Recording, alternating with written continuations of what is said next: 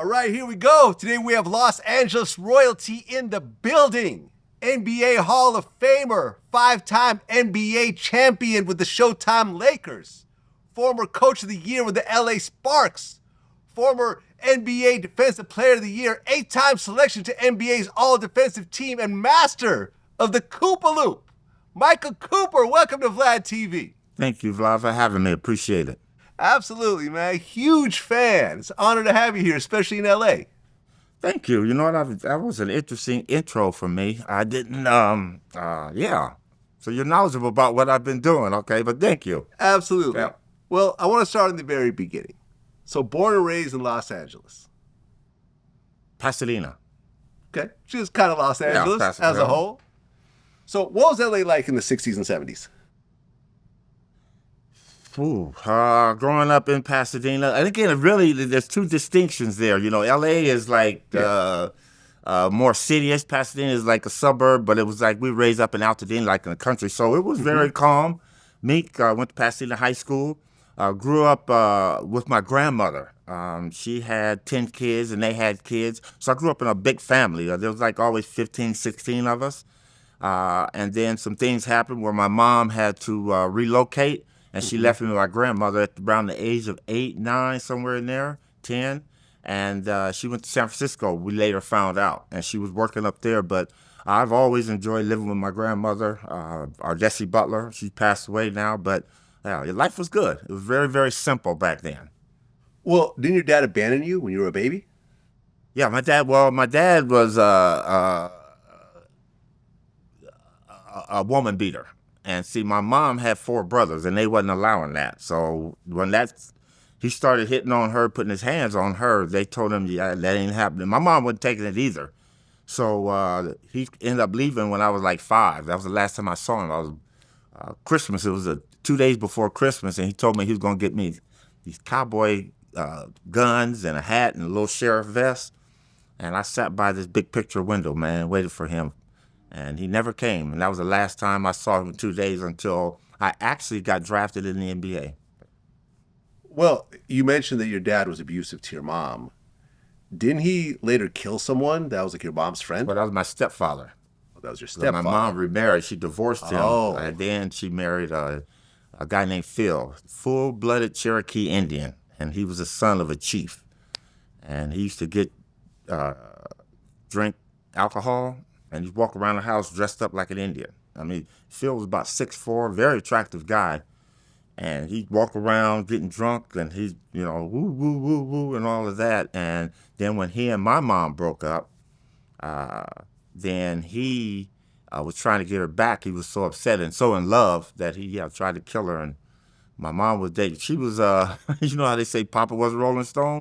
My mom was a Rolling Stone. Had a lot of guys around? Yeah, okay. She got around. All right. But you know what? She had a lot of love for us. She was a woman that was dedicated. She was a RN nurse, and she was all about making it happen. So she worked here in Los Angeles at LA Memorial Hospital. And then when things happened, when that situation happened where he tried to kill her, she had left and come back to LA, and she ended up going back to San Francisco and staying up there. Well, who did he kill afterwards? He killed my mom's boyfriend. Oh. Yeah, because she had divorced him. Well, they're in the process of it. Uh-huh. And he didn't want her to divorce her, so he wanted her back. So she was dating this guy named Joe who lived out in Monrovia. And Joe was about 6'3", 350 pounds. And I don't think there was anything intimate, but they were having a relationship. And she went over his house. Somehow he found out. And I'm hearing all this from my grandmother. All this because they hid all this from us. So that's how I know. But then when I eventually got back with my mom, when I was probably about 15, 16, she came back. And then she kind of like told me the whole story. Well, when you were 5 years old, you had a really bad injury. Yep. 5 years old, my grandmother, one of my uncles loved dogs. He had a German Shepherd. And she had puppies. And this Saturday morning, the puppies were coming out on the porch and everything. And, back in the old days, they used to buy the Folgers coffee cups, coffee in the grind, in the big old Folger cans. And then we cut the top of it off. And usually you cut the whole top off. For some reason, somebody left the top on. But what you do is you use bacon grease or all the chicken grease that you have, they pour it in that can. and they sit it on the back porch. And the dogs had knocked it over, so the can was on the side, but that top was on. So I accidentally slipped and fell and cut my knee to the bone, 102 stitches, and it was just bad. Right, 102 stitches. Yeah, imagine a little guy like me so skinny. It was like it had went all the way down and nicked the bone too, so it was cut open. So I remember my grandmother, after they did the surgery that day, I had to stay up for like 2 days. She didn't want me to go to sleep.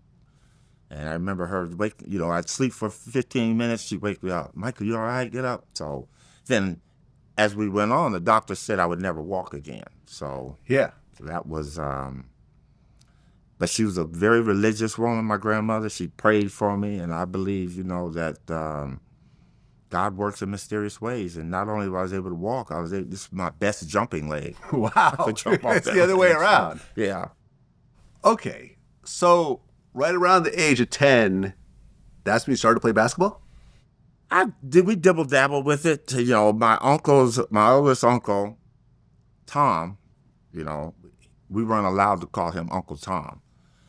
So we had to call him Tom. So and then I had John and George. So Tom and all of my uncles worked out at Vaughn's supermarket in Monrovia. So on the weekends, they just had all sports. He had baseball bats, gloves, football, basketball. We had it all. So we just played. We just started playing. And my first love was football. I wanted to be a football player. My favorite team was the Cleveland Browns back then with Jim Brown and Paul Warfield. And so we played all sports up until I was about maybe 12, 13, 14. It was kind of like then I started making the decision that basketball was a little bit more fun than the other ones. Well, Tom played for the Negro League as a baseball player? He was in the old Negro League. He played, I'm not going to put myself out there, but he played in that league. And so he was a baseball player, pitcher. Yeah. Tom was 6'4". 6'3", 6'4", so he was a very good pitcher. So he loved sports. My other Uncle John was more of just a casual watcher. He watched it a lot. He didn't play a lot, but they were all very invested into sports. And my grandmother was 6'5", so that's where I kind of got my height from. My grandmother was 6'5". 6'5", very big woman. Big breasted and she was had big hands. Every time we had, and very rare we got spankings, but when we did, she put it on us. So, well, you started playing basketball at the YMCA, and you got so obsessed with the sport that you actually made a hoop in your backyard using like 2x4s. Yeah, we did. That was our way. We didn't have all the luxury that kids have today. You won't move around L.A. or any part of the country. There's basketball courts at the parks and really nice ones. We didn't have that. The only ones that we had were at the school ground. Mm-hmm. I remember we went to elementary school, Madison Elementary School in Pasadena, and you had to jump the fence. And usually they had security, and you might be able to play a game, but somebody eventually would come along. Hey, get out of here! You're not supposed to be on school grounds. This is on the weekend. So, knowing that, that's when we just started making our own hoops. Or you can go to the church. Your church had a little gym or the YMCA somewhere. But when you couldn't go on Sundays, because I spent most of my time in church on Sunday, I built my own. So I would go out. My uncle took me to the junkyard, and I got there was a 7-foot pole. And however I wanted, I had to get me a post hole digger. And I dug the hole, and I put it down. You had to dig deep enough, like 2 or 3 feet, to bring it down to the height that I wanted it to be. So next thing I did is I went to the junkyard. You got your big flat piece of 2x4 for a backboard. And my uncle was helping me with all this. He'd get it. And then some big old long nails. I remember that, and a hammer. And he nailed that in. And he went to the junkyard, and that's where I found my rim. And it was an old rim, and put the rim up. And for about, as soon as I did it, for about a week, I didn't have a net. And my uncle told me, well, there was a store, Johnny's Fishing. It was a fishing tackle store, but it was like a sports store. And the nets over there was $1.25. And back then, that's a lot of money. So my uncle said, well, if you save up your money, I'll run over there and get you a net. And that's what I did all week. I remember walking around, picking up pennies, doing things, mowing people's lawn for 25 cents. And I got it up, and I finally got a net on it. So I put it to a level where I could dunk. So that was kind of like how I was able to play basketball.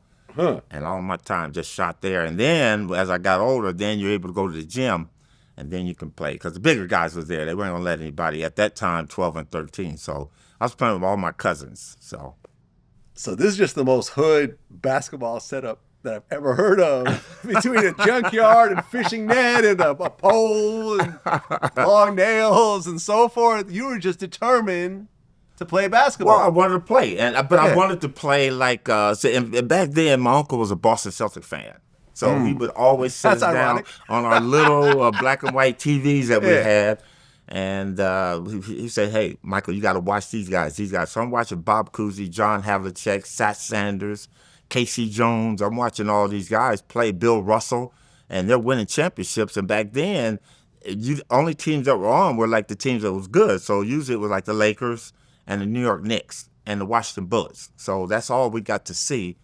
And so I wanted to be like them. I remember seeing Connie Hawkins play Phoenix Suns. And Connie was like a Dr. J before Dr. J. He held the ball with one hand, and he was dunking all kind of ways. And I wanted to do that. So I lowered my rim down, and I could do those kind of things. I get me a volleyball, and I go by the hoop. Oh, with the volleyball? You play with the volleyball? Play with the volleyball, because I wanted to be able to palm. I had a basketball, but I couldn't palm. Okay, got it, so volleyball, I could palm that. And I went by. So I was just, maybe that was the makings of who I eventually became. But I think any player at my era in that time, or as old as I am, I think everybody kind of did that. Some was a little well off than others, but that's how I made my way. Okay, so you get to high school, you're going to Pasadena High School, and you get cut as a freshman. Yep. And a sophomore, right?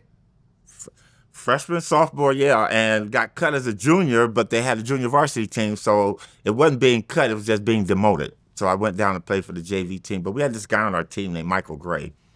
And Michael was the same age as us, but for some reason, he always seemed older than us. And I think back then, what they call being held back now, or holdbacks, that's what they call, where, you get held back in 6th, 7th grade. I think that probably happened, because Mike, I had never seen a guy this good at our age, in the 9th grade, and he was starting on the varsity team. So, everybody wanted to get up there. We had a great coach named George Turgeon, who's passed on now. He was called the Hawk because he had a long, Armenian, but he had a long nose that looked like a hawk. So we called him that. And it was affectionate, though.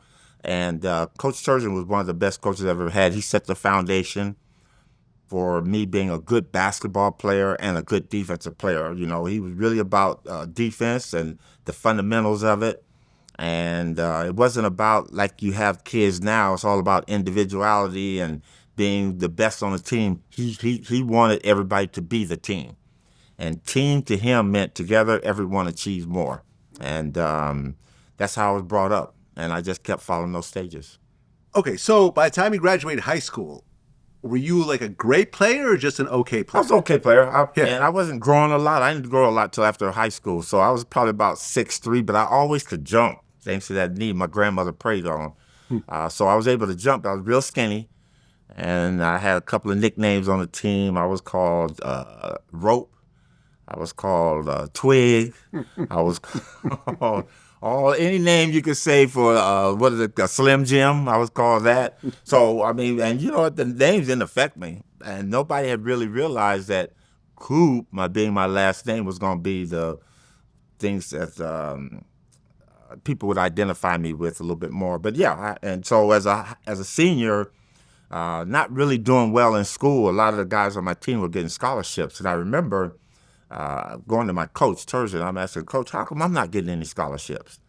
And at that time, I was an athlete student. And he says, Coop, they don't think you can make it in a classroom because you're getting D's and low C's. And I said, you know what, I'll show them. So my next best option, because I really didn't want to leave Pasadena. Growing up, you want to be in your home. So I went to Pasadena City College. That's where I ended up at. Well, right, because you had a scholarship offer from Seattle Pacific University. Did not know where that was at. I didn't know. I didn't know. I know now, but I did not know. It was in the state of Washington, but I see, where is that? And they used to try, Coop, took our books, geography books. Coach Turgeon had a friend who had actually played up there, a guy named Bill Dewey, And he was like, Coop, it's a great school. I said, no, I'm be close to home. So I stayed and went to Pasadena City College. So you go to Pasadena City College. Now, freshman year, you couldn't play because of your grades. Well, I played 3 games. I was able to play 3 games, and by that time it came out, and my grades were. Then I became academically ineligible. I missed a class, and that killed off my year. But then sophomore year, you kind of got into your stride. Came back, got to play later on, but again, that whole time was practicing. But then I grew. I was about 6'2", 6'3", going to junior college, and I grew 3 inches that summer. And now I'm 6'5", 6'6", and Coach Barnes was a coach down there. Coach Barnes was a professor of chemistry. He was a chemistry teacher, and he kind of let me go my sophomore year, and things took off, and I was averaging probably about 22, 23 a game my sophomore year. But I kept that. I changed that mentality of being an athlete student to being a student athlete. And I never forgot about that. So I started getting good grades, and putting those together along with my academic side, I got some good scholarships. Michigan State, I could have played with the team that Magic played with when they won. UNLV, the Running Rebels with Tark, the way they were going. Reggie Theus went to school there. I could have been with them. Arizona State, I had an opportunity in New Mexico. And the reason I chose New Mexico, because they had a civil rights uproar there, and all the black players left the team. And Coach Ellenberger went out and recruited 7 JUCO All-Americans, and I was one of them. And when I went there, all the players and some of the African-American studies people were like, you guys don't want to come here. Things aren't right. They're treating the blacks bad. Don't do this. And I was almost falling in line with it until he told me, hey, he goes, listen, I'm going to throw the ball up. That's 5 can play. And I like those odds. So was it around your senior year that Jerry West started coming around and scouting you? Well, my junior year, we had a good year. Went there, and the JUCO All-Americans we brought in, we kind of filled in. And Norm Ellenberger taught me how to become very, very aggressive. And I had already had the fundamentals, so now I got a coach yelling at me, Coop, get up in their face, you deny him. So he really struck the chord there. So going there, we had a guy named Marvin Johnson from Pensacola, Florida. And Marvin, his nickname was Automatic. I'd never seen anyone shoot the ball the way this guy could. I mean, if you got him 10 shots, he was going to hit 9 of them. And so with him being on the team, Marv attracted all the NBA scouts. So Ellenberger had asked Jerry West to come down. I got this guy, Marvin Johnson, and he told all of us at the morning shoot-around, hey, we got a couple of NBA scouts. Jerry West from the Lakers is going to be here. So I said to myself, hey, if he come to see him, I'm going to show him what I can do. So we were playing Wyoming. And Marv broke a record that night, but I had 18 points, I believe. 18 points. I had 15 rebounds. And I had 3 big dunks. But they had this good scorer. What's his name? Corey something. But he was like a number 2 scorer in the conference. And I held him to, I think he was averaging like 23. I held him down to 12. And that right there, I think, is the thing that perked Jerry West's ears up. And now he started coming back. And he wasn't just coming back to watch Marvin. He was coming back to watch me. Okay, so you go into the NBA draft, and you get picked by the LA Lakers as a 60th pick. Yep. $30,000. Yep. Most money I've ever had in my life. Okay.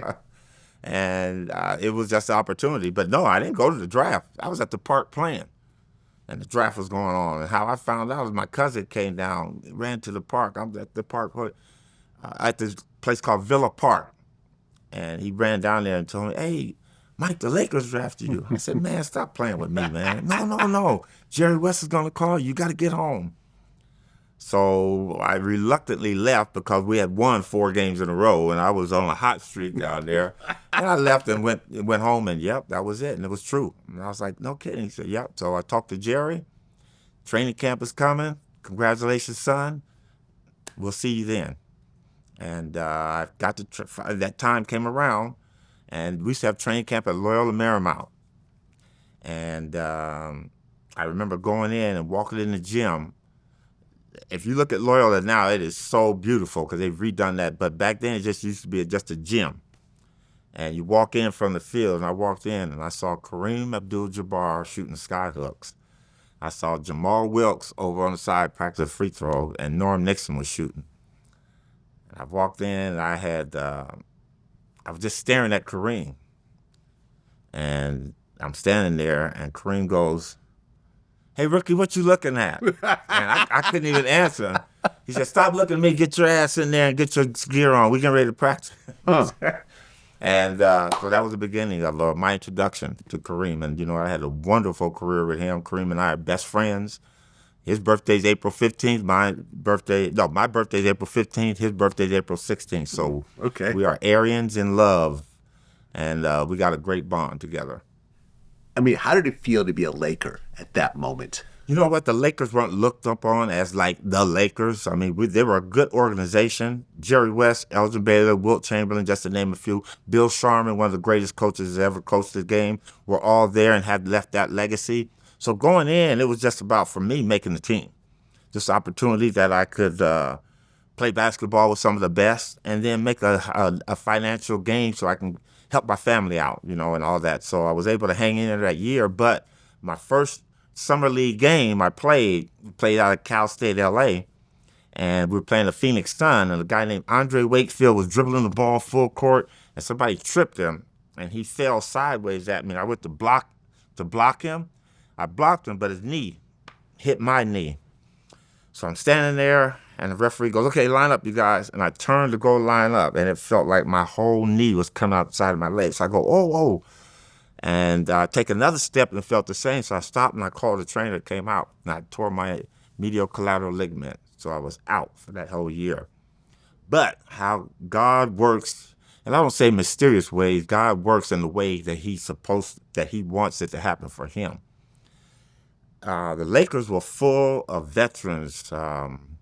Lou Hudson, Ron Boone, Kenny Carr, Phil Smith. They had some good guys that had played in the NBA that had no-cut contracts. No trade, no-cut contracts. That's something you don't even hear about now. But back then, that was very prevalent in the NBA. So if a veteran got that, you couldn't trade him. You couldn't cut him. You couldn't trade him. He'd have to be, okay, I want to go here. Then you could trade him. So it worked out that I was injured, that Jerry West said, "Son," he came up to me and says, "You know what, just work out this whole year, 1979, go, and get yourself healthy."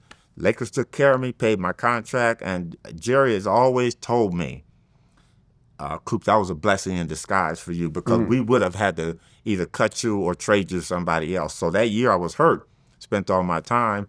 1980 come around, and Dr. Buss buys the team. He wants the whole thing to be the city of LA's team. They draft another incredible player, Magic Johnson, and man, it started from there. Right, and you and Magic really hit it off in the beginning. Yeah.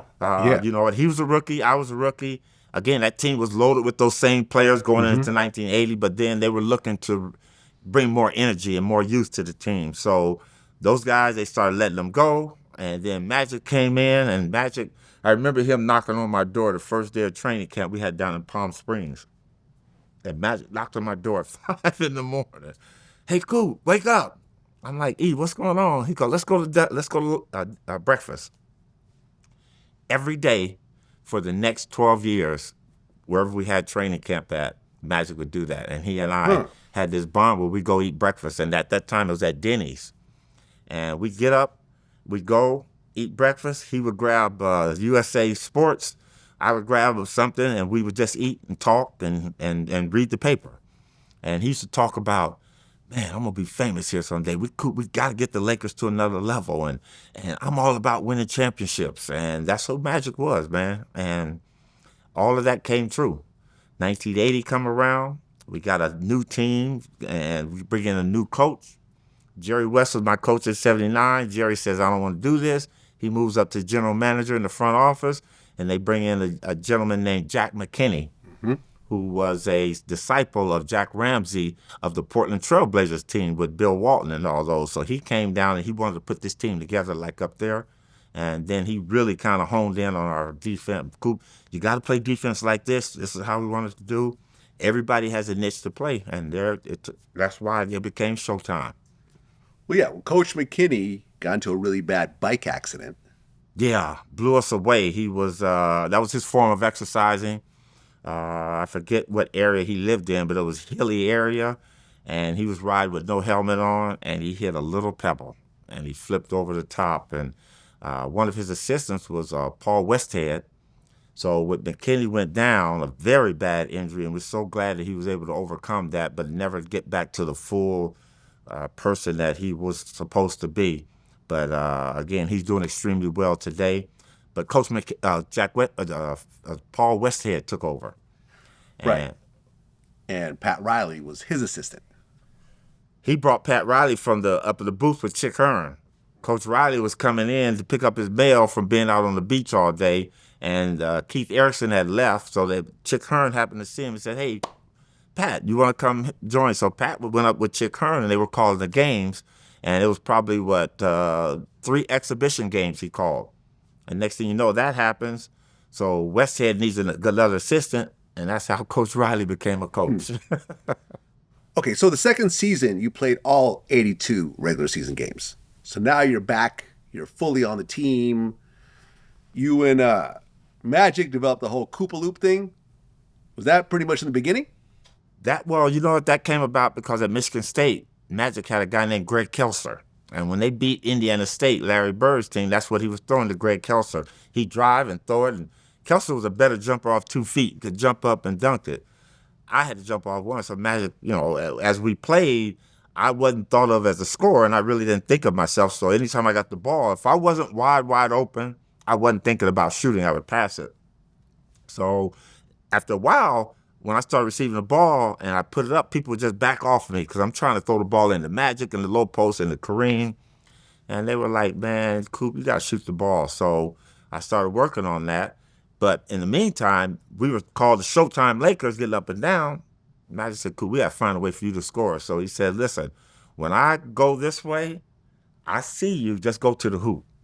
And that's how the Cooperloop came about. He just started throwing it, and I was going to get it. And then Norm Nixon started throwing it, and I was going to get it, and that became a pattern. Well, then in 1980, that's when you guys really got in your stride. You guys make it to the finals against the 76ers, led by Dr. J. This is the guy you looked up to coming up. Yeah. And now you're on the court with him. What were those first finals like? It was, first of all, we were just playing. We weren't even talking about winning a championship. We were just trying to build a good team. And when we found ourselves there in the playoffs against the Sixers, that is when we realized about what championship basketball was about. But being out there with Dr. J, I remember just standing there next to him, and this is a guy who played for the Squires, who in the ABA was going, and his afro was blowing back and jumping over people and dunking on people. And I'm like, damn, I'm standing next to Dr. J. And then he hit me with the elbow. I'm guarding. And I remember he hit me with a good one. I was like, oh, shit. And it goes, so I said, hey, you know what? Can't be out here bromancing with him. I got to play against him. And that's when I kind of shook up. But you know what? Played against so many great ones, but he was one of the best.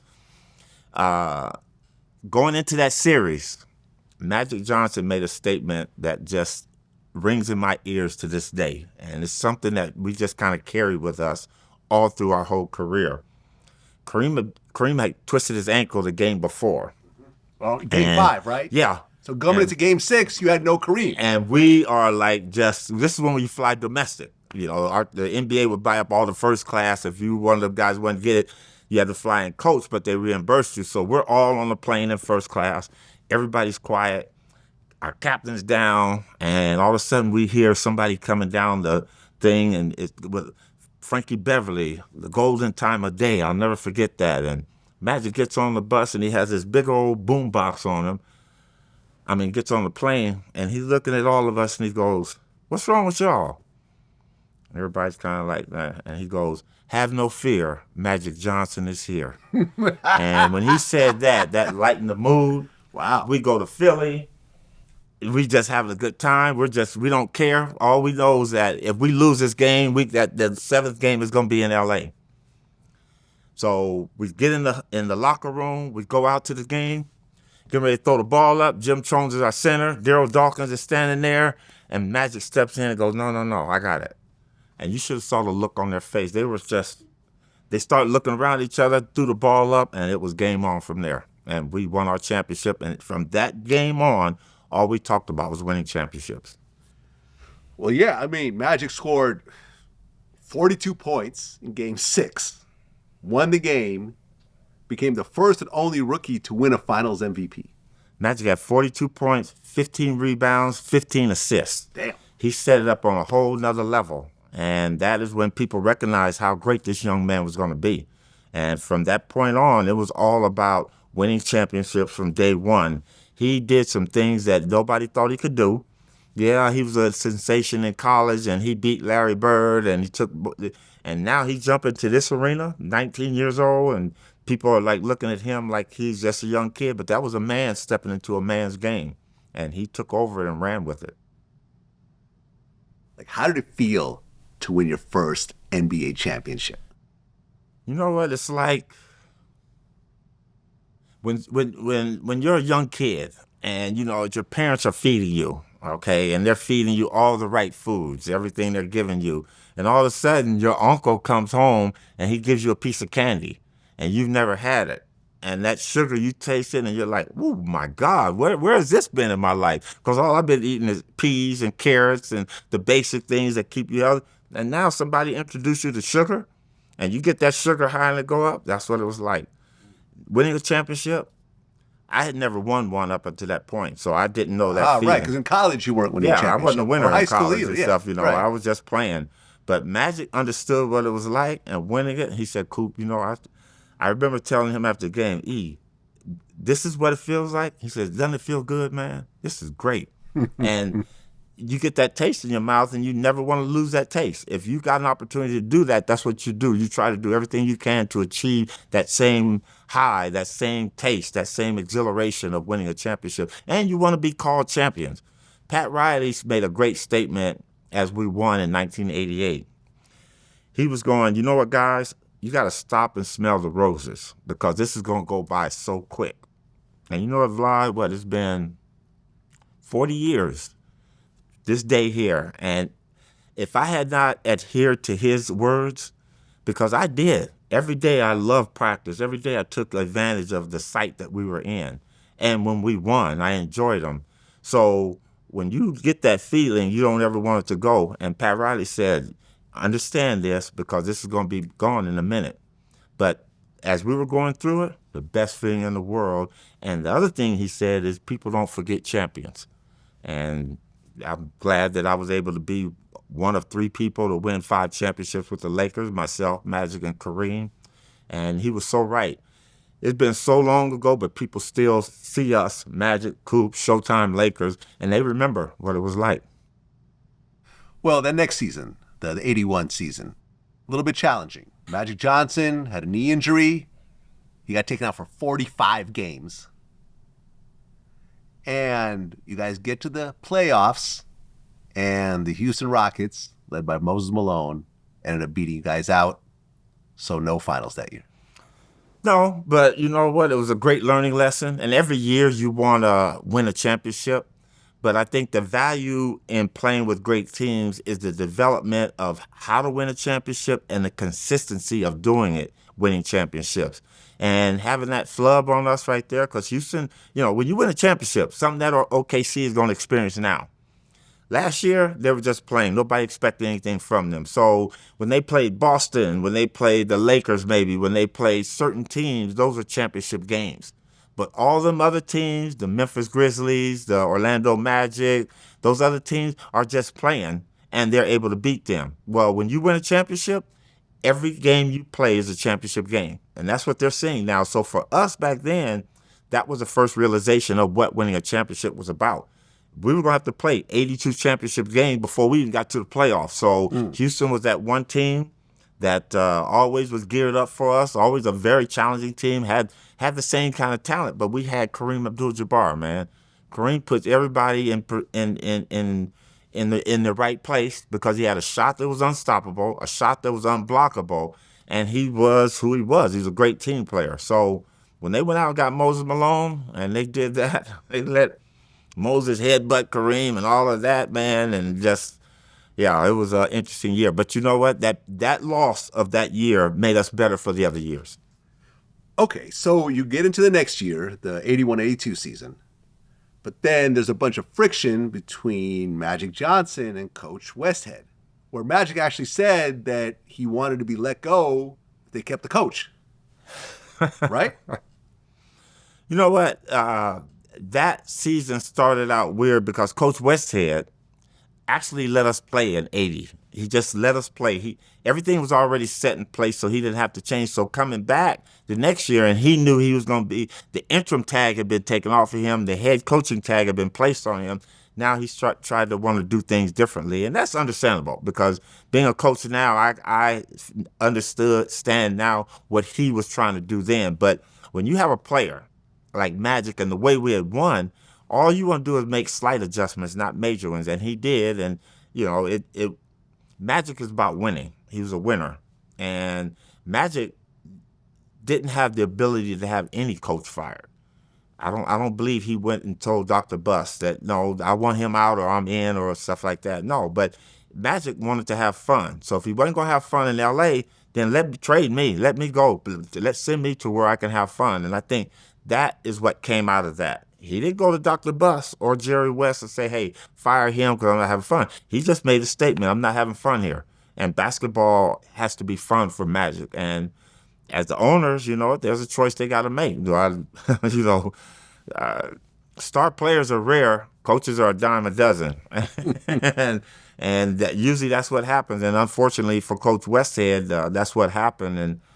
And, it's something that was hard to take because, again, a lot of people see things differently. But I'm telling you, one of the players inside, I know that Magic Johnson had nothing to do with Coach Westhead being fired. We weren't winning easy games. The easy games were really hard games. So now when you play Boston, it's going to be doubly hard. And it just wasn't fun. And, guys, we wanted to play up style. And Coach Westhead wanted us to slow down a little bit to go more into Kareem. And there's a conflict of interest. Right. Well, Dr. Buss fires Coach Westhead, and Pat Riley becomes the head coach. And that season started to take off. You guys finished 57-25. You guys are back in the finals again against the 76ers and Dr. J, again, with Moses Malone on the team. How's that finals? First of all, it was scary because we had difficulties with Moses when he was in Houston. Right. Now he's traded and he's in Philadelphia playing with some of the best players. You got Andrew Toney, Maurice Cheeks, Dr. J, Bobby Jones, just to name a few, and Daryl Dawkins playing behind him. But it was a series that we knew that them being so big, it was just a contradiction in style of play. Philadelphia being like a slow-down half-court team, we were a transition team. So we knew that if we were going to beat them, we had to up the tempo. And that's what we did. Pat Riley turned it up, man, and he let us go. And that's when the introduction of Riley's runts came into play. That was myself, Norm Nixon, Jamal Wilkes, Jim Jones, and we put in anybody could have been. Kurt Rambis was there. And all we did was get up and down the floor. And we were able to do that. But you know what? That team that we played against the Sixers was a hell of a team. And they were one that was formidable, but I don't say we were lucky. I just think that under the circumstances for that moment, that year, we were the better team. Okay, so now you have 2 rings. What was different about the second championship? Second championship, we knew we were going to win. First championship, we didn't know we were going to win. Second championship, we knew if we played our style of play. And that was the one thing that Magic kept pushing tempo. You guys got to run. We got to run. And this word here, Showtime, was a battle cry. And Magic Johnson instigated this call In that series, I remember there was a point whenever we got down, and Magic didn't say it all the time. It didn't always have to be Magic, but Magic was the first one to say it. When we weren't playing well, and we were playing bad on defense, and we weren't doing this, Magic was saying, y'all, come on, it's showtime. And this was a battle cry. When he said that, everybody just got a little bit more intense. Now, it could be a 2-minute showtime, it could be a 3-minute, but most of the time, when he said that, we'd have like a 12-6 run, 14-0 run, and it was for a long period of time. So when people say showtime, they just think this is a word. This was a calling. And when we did that in the game, and, on defense, when we weren't playing well, I said, y'all, come on, we better than this. It's showtime. And everybody knew when somebody said that, and it wasn't said all the time, it was said at the right moment, everybody just took it to another level. So 82, we knew we were going to beat Philadelphia if we play our game and do what we were supposed to do. And that's what made that year fun. Okay, and you get a new contract, which was 10 times your own contract. So this is what, like $300,000 at this point? Yeah. Okay. For me, that's like $1 million there. Remember, my first 3 years, I'm playing for $30,000. Damn. And to me, that was a lot of money. I was able to have a great Christmas with my family, move up, and I was living in Marina Del Rey. And now $300,000? Oh, I could buy me a house.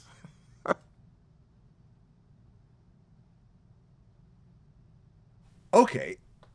So now we get into 82. The Lakers finished with a 58-24 record. Dr. J had a famous dunk on you. The rock the baby cradle move.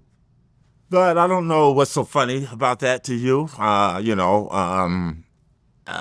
Two things are going to happen on that play. Mm-hmm. I could have easily let him go because the way the play happened, it happened off to the left. Dr. J got out there. They threw the ball to him some kind of way. And I could have been like anybody else and just kind of did that and let him go. But you know what? That's the competitive nature in me. That's the fighter in me. That's Dr. J. So when I saw him go and I took that route there and I went to the basket and I was trying to get up in the air because I couldn't have blocked it like this, whether he rocked the cradle or whether he was going to one-hand it. So I said, if I can get up there and get turned like this, it could have been the greatest block of all time. And that's the only thing that was going through my head. So I'm running to the hoop and I turn, and when I turn like this, he's on top of me and I'm like, oh shit, okay. And I just got out the way. And you know what? If you're going to get dunked on, it might as well be dunked on by the best. Ain't no scrub dunking on me. So, but the good thing about that, Vlad, is that nobody can show that dunk unless they call me and they say, Coop, listen, we get ready to show this dunk, and either they have to pay me or I tell them no, they can't do it. Okay. So that's the only Yeah, you would have to bring that up. Okay. My bad. That's all right. No, ain't no problem. That's good. Like I said, it's the best dunker that's ever dunked the game. There you have it. Yeah, if I'm a dunk, yeah. Yeah. Well, 1983, you guys get to the finals. Third time in 4 years with the 76ers. But this time, it didn't go too well. That's because they let Moses headbutt Kareem. It was, you know what? I really do believe the NBA couldn't afford us to win again against that team. And I always say, you know what, that was one for the Gipper, man. It was Dr. J's kind of last year. It was his last song, and he's getting there. But you know what? The Sixers were ready. They were ready. They were ready to play, man. And they did all the things necessary to win. And they knew Pat Riley had made a saying, no rebounds, no rings. Mm-hmm. And he always knew that if we could out-rebound our opponent, more than likely we're going to win the game. Well, Moses Malone put a stop to that quick. And the only thing I hate about that is that Moses Malone made the famous words, fo, fo, fo. Mm-hmm. And that still bothers me to this day. You know what? After we played, Moses Malone and I were very good friends. We used to speak at least once a week before he passed away. And I used to ask him, I said, Moses, why would you say that? Why would you think that you're going to sweep us 4-4-4? He go, Coop, because I knew that I wasn't going to be denied. I wasn't going to be denied. And yeah, Kareem's a great player, but I was going to show him about the best. And that's what they did. Moses actually, he single-handedly just dominated that whole series. And, we did everything. We were double-teaming him. He was just a beast. And they got the win. Yeah, I mean, you beat him twice, but then you got swept. Yep. 4-0. Yeah, that hurts. That hurt? That hurts. That's a stinger there. That's like somebody slapping you with a wet towel, and there's nothing you can do about it. That was another one came up, but that was the first one. I had never been swept in any series. So, well, we get into the next year, 83. You end up doing an interview, and they asked you about missing a dunk, and you said, "Now I know what it feels like to be white." One of the worst things I ever said, probably. But, it was a statement said out of pure jest. I was just joking. There was a lot of reporters around, and one took it and ran with it. But I don't think those were the appropriate words. But, I said it. I have to live with it. But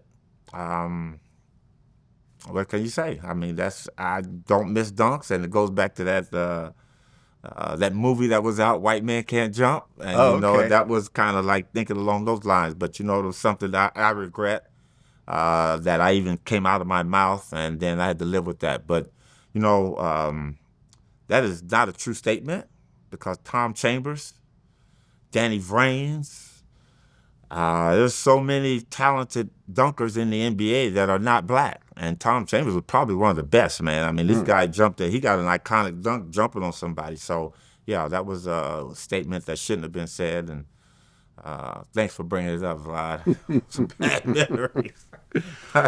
Well, you make it to the finals in 84 against the Boston Celtics with Larry Bird. How'd you feel coming into this? You know what? It was not so much about Larry Bird, but it was about the Boston Celtics because as a young person growing up, the Lakers could never beat the Boston Celtics. What made it a special rivalry is that Magic and Bird had come into contact in college. Right. So they brought that. And you know what? I'll say this. When those two came into the NBA in 1980, they changed this league single-handedly, Larry Bird and Magic Johnson. And, you can't say one name without saying the other because they truly were a combination that the basketball gods meant to come save the NBA. I really believe that and they were put on the appropriate teams. Could you see Magic playing in Boston and Bird in LA? You couldn't see. I couldn't see that. No. They would have made them better, but because they were good players, but it just didn't go together. Larry in Boston, Magic in LA was competitive matchup made in heaven. So when finally we get an opportunity to see the Boston Celtics, I don't think we were really, really ready for what they were about to bring to us. And losing that first year against them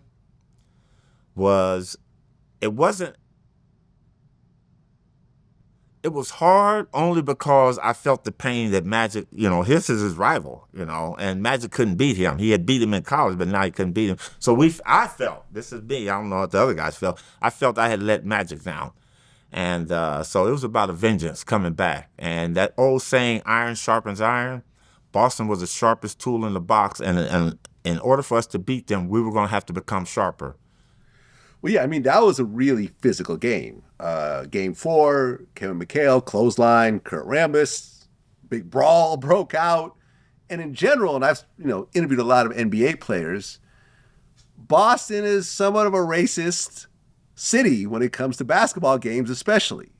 Like, were you, called racist terms and stuff like that while you guys were playing? Called all kind of names coming into Boston, especially when they beat us. And I mean, you know what? I don't think Boston, the team, was racist. I think the city obviously was racist. I'm saying. But that's the way it was. That's the way it was going to become. So we're so lucky that nothing really, really blew up out of that outside of the basketball court because that could have been a big issue. But we didn't see it as that. We just saw them as competitors. My best friend, Dennis Johnson, who passed away, DJ was my best friend. Grew up in Los Angeles, grew up playing basketball with him all these years, and now he was on that team. And this is how, Vlad, how serious I took it. When the season was on, DJ could not say anything to me because I might have punched him, or most of the time we didn't even talk. He would come up to me in the game, "Hey, Coop, what's up?" And I would look at him like he was a stranger. But as soon as the season's over with, oh, I loved his wife Donna. Hey, Coop. So that's how serious that Celtic-Laker rivalry was. So at that time, when they started beating us, it was like beat LA was the chant. Boston suck was our chant. And when we went into the Garden and they beat us, and I remember when they won the championship, all the people came out on the court. And it was literally, I was not fearful for my life, but I didn't know if those people come out to hug their players or to attack us. So it was just a mad dash to get out of there. But you know what? It was still fun basketball, and it took a rivalry to a whole nother level, and that's why to this day, so many people. Yeah, you have different champions: Denver, OKC, Boston back then, but people want to see a Boston Celtic Laker NBA Final championship matchup. Well, yeah. I mean, after Boston won, that was the 8th time in a row that Boston had beaten the Lakers in the finals. Yep. It's just a jinx, pretty much. Well, we thought we were jinx. And we thought, I had always been told there was a leprechaun that sits up on the basket. And he knocks away our shots. One of the iconic shots in the 60s is Don Nelson took a shot against the Lakers, and the ball hit the back of the rim, and the ball went 2 feet over the backboard and came straight down. So those are the kind of things you're starting to think about. And now it's something we have been watching, but now we're a part of it. I'm out there on the court. So, but you know what? That only made it fierce for 1985, because you know what? When Boston beat us, yeah, that set the fire, and we were ready. Well, right, because that next year, that was the year that Michael Jordan came into the league. Did you have any idea how big he was going to be early on? No. I knew he was going to be a special player because you had watched what he did a little bit in college, but you knew he was coming in. And, people always say, how great was Michael? And Larry Bird was the toughest player I've ever had to defend against. But playing against a young Michael Jordan was kind of easy because I was very athletic and gifted myself. But the one thing I'll say about Michael, I am so glad that I never got the chance to play against him as he got older, because when players really find out and understand this game, Kobe, LeBron James, Michael Jordan, when they really, really get the antidote down on how to play this game, that's when them guys are very difficult to guard. So I wasn't on the team in 90 when the Bulls beat the Lakers, 90-91 championship. I wish I had been, but you know what? Michael Jordan became a force that you could not deal with. And I'm glad that we caught him early and caught glimpses of him. But you knew he was going to be a special player. But we didn't know how special your airness was going to be. Well, like you mentioned, you guys make it to the finals again that year against the Celtics again. But this is 85. Yeah, 85. Okay, yeah. Right. Game 1, the Memorial Day Massacre. You guys lost 148-114. How did that feel? I remember that so well. We were in Boston, lost that game, and it was so hot that day that Red Auerbach, the general manager, in the winter when we went there, they'd cut the air conditioner on and leave the locker room windows open. When the summertime came, they closed the windows and cut the heat on. So going to play in Boston that day, everything was against us. Our bus had broke down in the tunnel and all this when we arrived there. So we're playing against the Celtics. We get beat so bad that we started to think that the jinx was real. But the one thing that we thought is, hey, listen, if we're going to lose, I'd rather lose like that than lose by 1 point. But after that game, everybody gets in the bus, and we're thinking, okay, we're going to be here 3 more days. Let's go get something to eat and recoup. We get on the bus, ride to the hotel. We get back to the hotel. Pat Riley goes, I want all you guys to take your stuff up to your room and come back down to the conference room. We're going to have a meeting. And that's the first time he'd ever done anything like that. You know, we figure, hey, we lost by so much, coach. You know, we'll make that up. We go up there, come back down, and Pat Riley has one of those green boards with the chalk, you know, not like the nice things they have this year. And he had the TV set up, and he had all the chairs around the TV. We watched that game twice. Every time you made a mistake, he clicked it back 3 times. So when you saw something, I saw something coming up, I would go, oh my God, you know, he's going to flip it back. But to get to the point of what I'm trying to make is that after that game, we watched that, Pat Riley told us, we will never and he punched that board and punched a hole in it. We'll never lose to this team again. And that set the stage for us. And from then on, we were masters of the game. Because remember, before that game, they were calling Kareem too old. You couldn't do this, you couldn't do that. I had to listen to that maniac Cedric Maxwell cornbread. The Lakers aren't the Lakers, they the fakers. And you had to hear Cedric, he ain't no magic, he's tragic magic. Ooh. And we heard all this stuff, man. And you know what? We took all that, and that was what they call locker room board material. And we put that up there, and we came out with a vengeance. And to win that championship that year, we felt we had eradicated all the ghosts of all the 8 times the other Lakers championship. Jerry West was our general manager, never went to the game when we played Boston. Jerry would travel with us when we played other teams, never went. And for us to eventually win that series was just, it was like a weight had been lifted off the Lakers organization's shoulder because the Boston Celtics they weren't that intimidating figure. They weren't that unbeatable beast. They were just another team that wore green that we finally kicked their ass. I remember when I interviewed Gary Payton, who is a vicious trash talker. When I asked him who the worst trash talker he's ever played against, who do you think he said? Larry Bird. That's right. That guy talked. That's right. That's right. Because he said Larry would not only trash talk you, but he would tell you what he was going to do. Yeah. He's like, yeah, I'm about to score this 3 on you. Boom. I'm about to go on the inside, score on the left. Boom. Like he would literally do that to you and do it before he actually did it, and it would just get under everyone's skin. Let me tell you something. People always talk about great basketball players, and they don't never mention him to be up in that round when they made the Magics, the Jordans, the Kobe's, and stuff like that. But Larry Bird was cold. Mm-hmm. I don't think nobody ever could get out with him.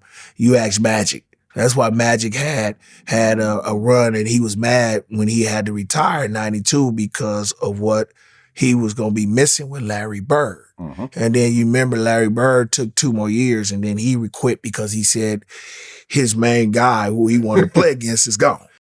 Would you agree with that?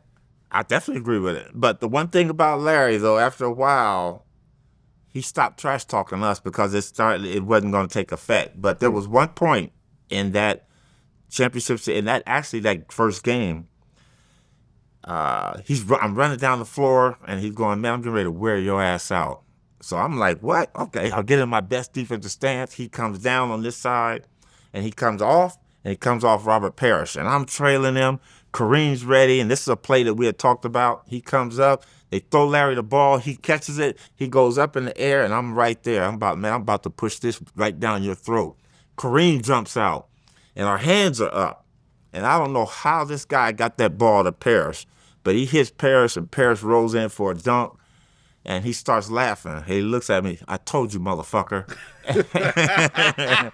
And you know what? You just are humiliated by that because it's like he says, he's going to tell you what he's going to do. Yeah. And he goes out and do it. So, after that, it was a situation where he never said anything else to me after that because now we started playing him. But, yeah, he was the ultimate trash talker. And I'll tell you one other thing. In the three-point contest, I forget what year it was in the 80s, we're all in there for the three-point contest. Myself, Byron Scott, Detlef Shrimp, Dale Ellis. You got some of the best three-point shooters in the game. So we're all in there, and they're in there giving us directions and everything. And everybody's like, well, where's Larry Bird? Why is he so special? He can't be in here. So the guy's going, and he goes, I don't know. So finally Bird comes in, and he's right in the middle of talking. Larry goes, I hope you guys are discussing who's going to come in second because I'm winning this motherfucker. And he walks out the locker room. He walks out to the locker room, then goes out there and wins the 3-point contest. I hope y'all talk about who's gonna come in second. I hope y'all in here talking about who's gonna come in second, because I'm winning this motherfucker. And he walks out. So he was one of a kind, man. But you know what? It's hard to say, will there ever be another Larry Bird? And it doesn't have to be a white player, but just a player of his caliber. I don't think so, man, because this guy was he just had that will to win. And he was a ultimate professional at what he did. Right. Didn't you say that Larry Bird is the most complete NBA player you've ever seen? I would have to say so, yeah. And you know what? I take those words back, because there's a young man now, Cooper Flagg. Okay. Cooper Flagg, watching him play the other night, that kid is going to be very special. 18 years old, 6'9", 6'10". They're playing him as a point guard now. I mean, that young man has the potential to be as good as a player of Larry Bird's caliber or any NBA player, but he's a special player. But yeah, I along the lines of understanding the game, learning the game, being part of the game, and being the game are all the attributes that Larry Bird possessed, and that's why he was such a great competitor.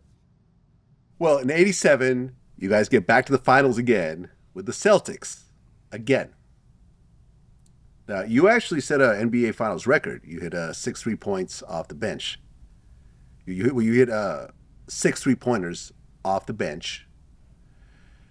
And how do you feel this series actually went? Well, we knew we had Boston's ass then. They weren't about to come back. And it was, I think once we adjusted to the physicality that they put on us in '84, and we understood that the best way to beat them was going to be make it a track meet, we knew we were going to win. It was just a matter of how many games it was going to take us to do it in, 7, 5, 4, whatever it was. But that was a series that was really... That was a no-nonsense series for us, because we knew what we wanted to accomplish. And as far as me hitting the 6 3-pointers in the real 3-point shot back then, because that line was way out there, it was all down to where that they were trying to play the game with us, as far as, like Larry would always guard me because I was supposed to be the weakest offensive player. So that whole summer I worked on shooting, and I came back. And I remember the first time he backed up off me when I got the ball, and he got backed up, and he goes, shoot it. Shoot it. You ain't got no jumper. And I hit my first one. Get the ball again, back. Shoot it. Shoot it. You ain't got no jumper. So I hit my second one. The third time I got the ball, I said, motherfucker, you better come guard me, because I can shoot. So I hit my 6 3-pointers. And that was, of course, I'm wide open. And after that, he started getting the hand up. But it was too late, because I was what the young kids call on fire. Well, yeah, you guys won the series 4-2. And as you guys are celebrating, Riley guaranteed that you guys win the championship again in 1988. I mean, this was a big year. This was the year when Kareem set the all-time NBA scoring record, which LeBron ended up beating in 2023. You guys are on fire, and now we get into that next year, and you guys get into the finals against the bad boys, Detroit Pistons. That was strategically done by Coach Riley, and that's why I say that he's probably one of the ultimate attention to detail, flashy coaches that I ever played for. When a team wins a championship, had we done in '85, and then we come back and we falter in '86 to the Houston Rockets again, '87 come back, we win. What do you do to prepare your team to go for that run? Now, at that point in time, no other team had ever went back-to-back in 16 years. The last team to do it was the Boston Celtics. Mm-hmm. So what way could Pat Riley get us fired up? And when he's up on there, the crowd's going crazy, and we're celebrating our championship, and he says, I guarantee you, what he did is he put us on notice that, okay, I'm going to be ready, you guys, and I need y'all to be ready. So that whole summer, usually when teams win a championship, you go off and you go on vacation with your family. You're gone like 3 or 4 weeks, a month, and you come back, you take your time. Everybody, when he said that, and we went into the locker room, and Coach Riley goes, you guys know, I'm guaranteeing. Yeah, Coach, okay. Everybody took 2 weeks off, and they were back in the gym. Magic, myself, Worthy, Byron, Everybody, we knew Kareem was going to be Kareem. I mean, he had his own way of getting in shape. AC Green, we all started working out really early that year. And one of the things was that we had a treadmill. You had to run a certain amount of miles on a treadmill. Everybody's whole level went up. Whereas the year before you ran 2 miles, now you ran 2.5 miles or 3 miles. You ran for 15, 20 minutes longer on the treadmill. So that was something done by Pat Riley to get us ready. And most teams use training camp to get into shape. We didn't use training camp for that. We used training camp to get our game into shape. So if we're in shape, and that's what he did. And then we come back, who do we meet? The bad boys. Yeah. Who I call the bad kids, because you know what? They weren't really, they were intimidating, but we knew that what we had to do. Now, the funny part, what people don't realize about that is that Isaiah Thomas, 87, 86, 85, Isaiah Thomas and Magic were close friends, and Isaiah was following us around. He was at all our championship games. You know, you see him in the locker room, and he would just be standing there. And I have talked to Isaiah since then. He got Coop. You know what? I was looking at what it took to be a winner. So when the Pistons put their team together, if you look at their team, that team was identical to us. They had James Edwards. They had Rick Mahorn. They had Bill Laimbeer. They had 3 guards the way we had myself, Byron, and Magic. They had Vinnie Johnson, Drew Mars, and Isaiah. They matched up with it.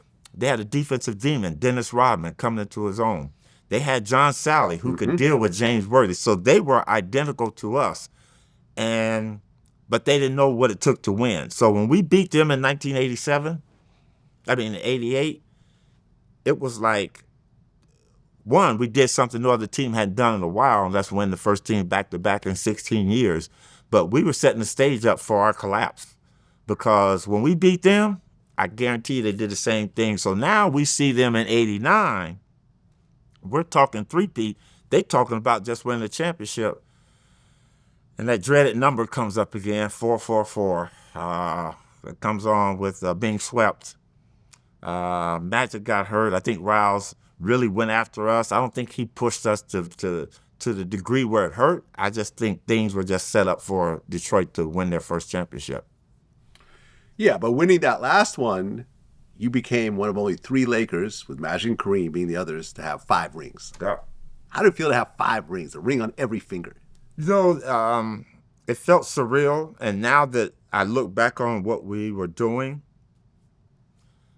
I'm very fortunate, blessed, and lucky. But I just felt that the groundwork had been laid in 1980 for that accomplishment to happen. And I'm just so honored and proud and pleased that I was there the whole time with Magic and Kareem, that whole ride. I got half of what Bill Russell has. I got 5, and Bill Russell got 10. Right. So I won't get that opportunity to work on these other 5. But you know what? To have those 5 with the group of men that I played with, man, we were such like a brotherhood. We love each other to this day. We enjoy each other, and we had a Laker reunion. And everybody, obviously a little bald, a little fatter, a little slower, a little older. But you know what? When I see those guys, I see them from 1980. I see Magic with hair. I see a Stint. I see Jamal Will. I see Kareem with an afro.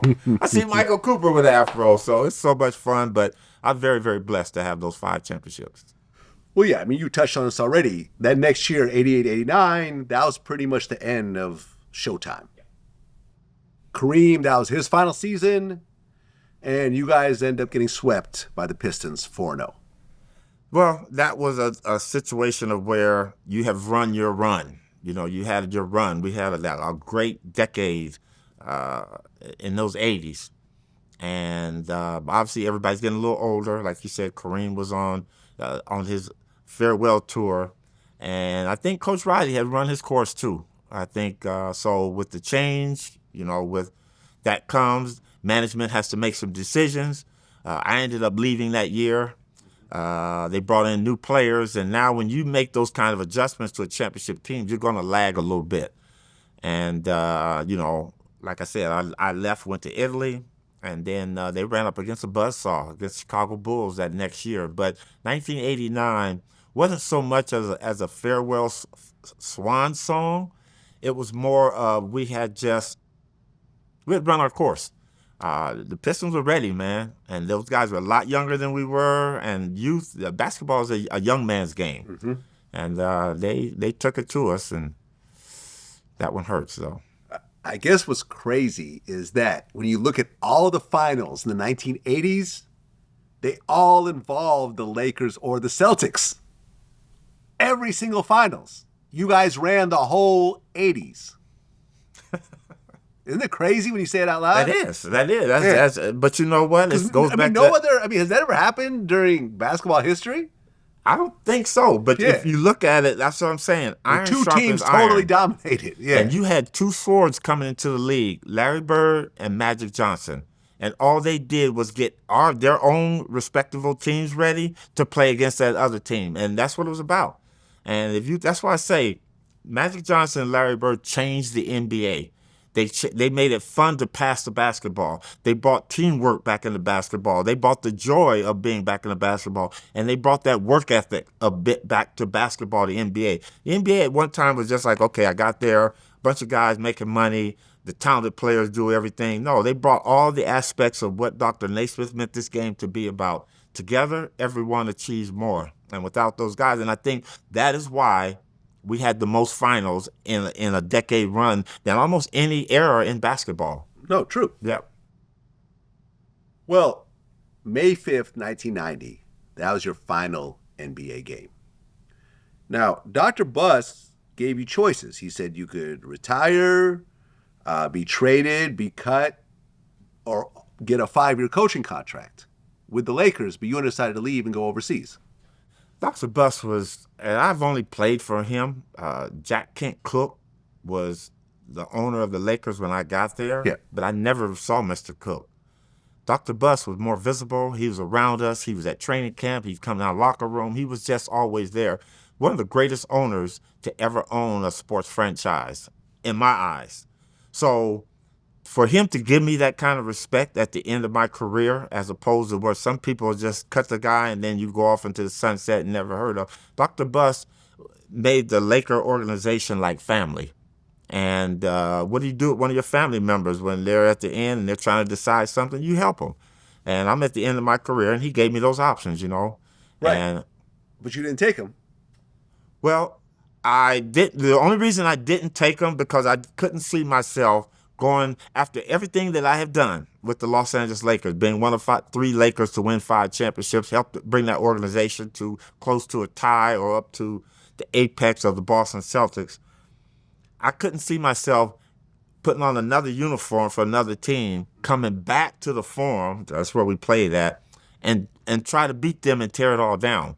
So I said, you know what? No, I don't want to do that. So he gave me an option of, okay, Coop, you can go do what you want, but no, you always got a 5-year contract. So I go overseas. I play in Rome. Mm-hmm. Brian Shaw and Danny Ferry had played over with this team called Il Messaggero. So I went and played over there, had a good 1-year run, got the chance to see another part of the world because of basketball, lived in Rome, Italy, where it's so biblically historical over there. And being at the Coliseum and looking at the things that happened in the past to put us where we are in the future, then to come back and have Dr. Buss say, hey, go into the office, and I was able to move up. And I became, the title that I have is just, it's an ordinary title now, but that title was made for me, assistant to the general manager. And, you already have a GM, you have an assistant GM, and I was assistant to the general manager. So it was a great opportunity for me, and to come back and be part of the Laker fold. Well, you left in 1990, but in 1991, you came back to watch the finals with the Lakers against the Michael Jordan Bulls, where the Bulls won 4-1. How did it feel to watch really the next big dynasty in basketball beat your old team? It was, well, you didn't really see that at the time. You knew the Bulls were coming along. They were playing good basketball. And they, again, had built a good team. Michael Jordan didn't leave Chicago to go make a super team or another mega team. He stayed there. Yeah. He helped with the drafting of players. They bring in Dennis Rodman, again, that defensive player you need. The young player, Luke Longley, their center, was the type of player. Michael needed a different type of player than we had. He needed people that could just shoot the basketball because he was so creative on that offensive end. So to come back and see that happen, and then that's where you just wish that, I could put my Laker uniform on, but obviously you can't. But it was a heartfelt because, had I been there and had Jamal been there and a couple of other pieces, we could have probably not necessarily started another dynasty, but we could have stopped one. But again, like I said, Michael Jordan was on a mission, and he was really at the apex of his game then because he understood what winning was about now and how to win. And it's not about you scoring all the points. It's about making others around you better. And he did that to the apex. Well, November of 1991, Magic Johnson is about to make a huge announcement to the world. But before he made that announcement, he called you privately, and he told you that he was HIV positive. Yep. What was that phone call like? When I finally got the news, is when he called us and told us to come to the forum, and it was myself, Jerry West, Dr. Bust, Lon Rosen, I forget who else was in there, but he calls us, Kareem, and he took me to the side and told me, said, Coop, listen, I contracted HIV. And at that time, nobody really had the full information about that. So all we had been hearing about is if you have HIV, you're going to die. It goes to AIDS and you're going to die. Exactly. So, I remember just crying to him, and I'm like, what happened? He goes, Coop, man, don't cry about this. God got me. I remember him saying that, God got me. And I says, okay, I'm here for you. So then we all go out there, and he makes that announcement. And, again, for me, I'm like, hey, this is my guy. He's not going to be here much longer. But I just think that our higher power, the Lord Jesus Christ, put that on his shoulders for him to make a big statement to the world. And you see the things that Magic has done since then. And but, yeah, that was some devastating news. I mean, it was a lot of informed players didn't get the right information. So when Magic does go back on the court, Karl Malone, touch him, people like that, they don't want to touch this guy. And, I really think had people been a little bit more accepting of that, Magic could have possibly played 2 or 3 more years. But it was just a stigma of everything. I just think he's like, I don't even want to have them to deal with this because this is my issue. And, he just cut it short. And well, yeah, but you also have to understand during that time, he was one of the first people to get the Combivir drugs where they actually figured out a way to stabilize HIV. Yep. He was one of the first people to get it and to really take it seriously and so forth, because up until that point, everyone who had HIV got AIDS and died. Yep. A very horrific death at that. They would be covered in scabs and they would become Lost really all this skinny weight and and everything. Yeah. So I get it. It was really a shock to the whole world. It was. And you know what? But again, I just believe what better person to have it, to hold that, to carry that burden. And I mean, he carried it royally and Magic, and he made some great changes in the research and advancement of AIDS. And he and Elizabeth Taylor. He became the face of HIV, basically. Him and Elizabeth Taylor just were like on a crusade. And now when you hear about HIV, you don't think anything of it. It's unfortunate that you have it, but you just try to go through the procedures that it takes to get yourself as well as you can. And here, Magic is still running along and looking better than ever now. But it was such a shame because had people been able to be accepting of that and let him play a couple more years, you never know what he could have done, because that time off he took away from the effectiveness of his game. Well, yeah, but I remember in 1995, Eazy-E dies of AIDS. Yeah. So, yeah, although he was early on the treatment and he ended up okay, people were still dying, in the coming years. Yeah. This was a very scary disease. It was also, people thought it was only a gay disease and so forth. Did Magic ever tell you who he caught it from? Did they ever find out? Or is it just, no, I was just out there wilding out? Well, no, I don't think he was wilding out. But there was a lot of women during that time. But you know what? He was doing what any single guy would have done. And again, yeah, but he was doing it at a higher level. He was Magic Johnson. Right? If he had that capability, most single guys do not have that type of option. Capability, he was Vlad. He was, no, he was doing. He was a young man. He has money. He's a famous player. He could do what he wants. Yeah, I mean, you live that life, and I'm not. I don't condone that, but I'm not going to condemn him for it either, because he's doing it. You do it your way, however, and Magic was being Magic. I mean, you just think about all the other people that were doing it and dodged the bullet for some reason or another. But no, I've never asked him how he contracted that disease, and I don't want to know. And I mean, he's a man, and men do things, and women do things, you know. So look, I mean, Madonna, the people she's had, and all of that. Well, you know what? She's just one of the lucky ones where it never happened. So that's why I believe, you know, everybody was doing that, and Magic caught it. I think he was supposed to be the one to carry the burden and to be the face of that. And look at him. Yeah, I mean, listen, I'm convinced Magic's going to outlive all of us, right? You know, I mean, like, he looks healthy as hell. He's on yachts and I saw him at the game the other day against the Lakers. He looks damn good. Right. So.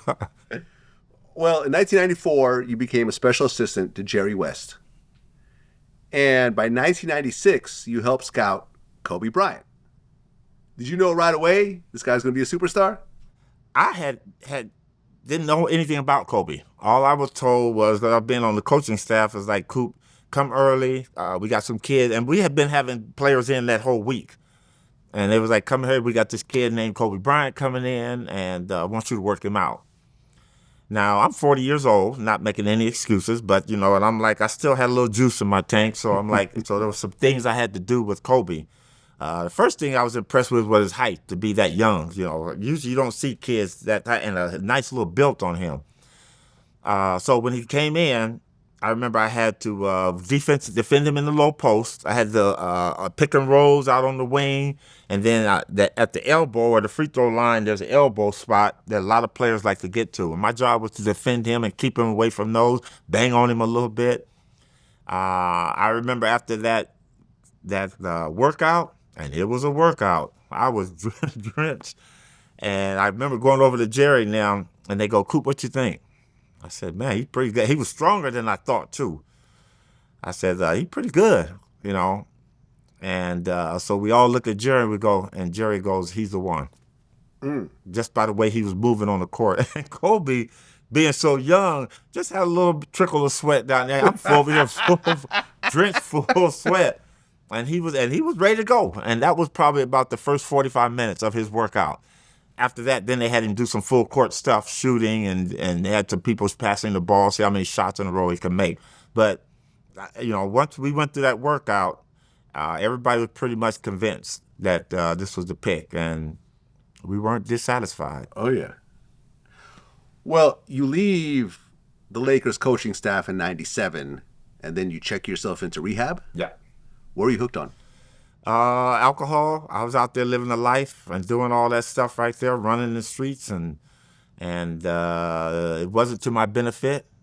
Jerry West saw that I wasn't living the way I was supposed to, and brought me in and sent me down to John Lucas. And the best thing that ever happened to me in my life, because it turned it around. And you know what? When you get caught up in that cycle and the way you see things, you don't see things that other people see. And, you know, when you're there, you almost living your life backwards. You know, you sleeping all day and then you go out at night. And that's kind of what I was doing. But again, some of the things I was doing was getting back to other people.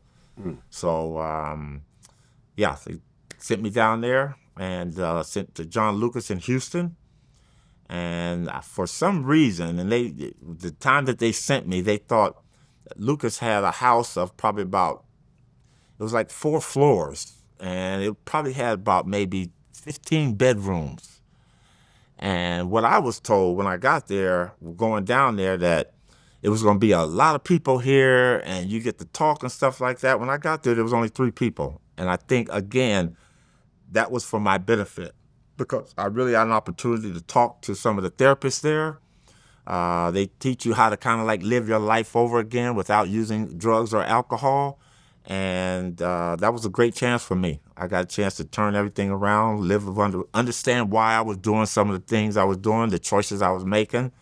And I ran into a young man named Willie, I'll just say Willie. And he and I really bonded. And to this day, we still have a strong bond when we see each other. His life has totally changed. He's gone. His life is with the Lord now. and he's taking it that way. For me, I get back into coaching and basketball, what I love, and I met my current wife now, my only wife, because I'm not getting married again, Yvonne, and she's really helped me. And life is beautiful now because I get to see it from a different perspective. I mean, when you end up going to rehab, it's usually something serious happens leading up to it. Was there a particular incident that made you realize, okay, I got to fix my life? No, I just think it was just other people saw Michael Cooper because you start looking a certain way. I don't think I was looking that bad, but obviously I was. But no, there was no. I didn't have any car accidents. I wasn't abusing people or doing anything. I just wasn't living the way that people normally saw me living. And again, I was kind of working with the Lakers, but again, it was a good preparation for me for the next stage of what I was about to go to. So I had to get myself clean and get back on the right track, because after that is when I got my first coaching gig with the Sparks. The first season. What was it like to coach females as opposed to males? Well, it's a little bit better than coaching men a little bit, because women kind of get it. They're older, even at the younger ages. So some of the things you go over in coaching, running a play, telling players how to do things, women can go 1-2 times. Okay, we got it. Let's go. And then you can move on. Well, some guys, guys are built differently because they're so gifted athletically, they don't worry about the fundamental aspects of the game. And I think that's where women play the game below the rim, so they have to get all those fundamentals at an early age. So now when they become a little older and they start getting a little bit more of the athleticism, then they're able to do both or do things at another level. And so women was fun. I had probably the best woman player to ever play this game, Lisa Leslie. Really? And it was a true joy coaching her. And I remember my first time I'm trying to coach them, and I'm trying to go, okay, ladies, let's do this. And I remember her coming up to me and she said, Coop, man, stop treating us this way. Coach us like we're guys. So, okay, guys, let's go. And they loved that.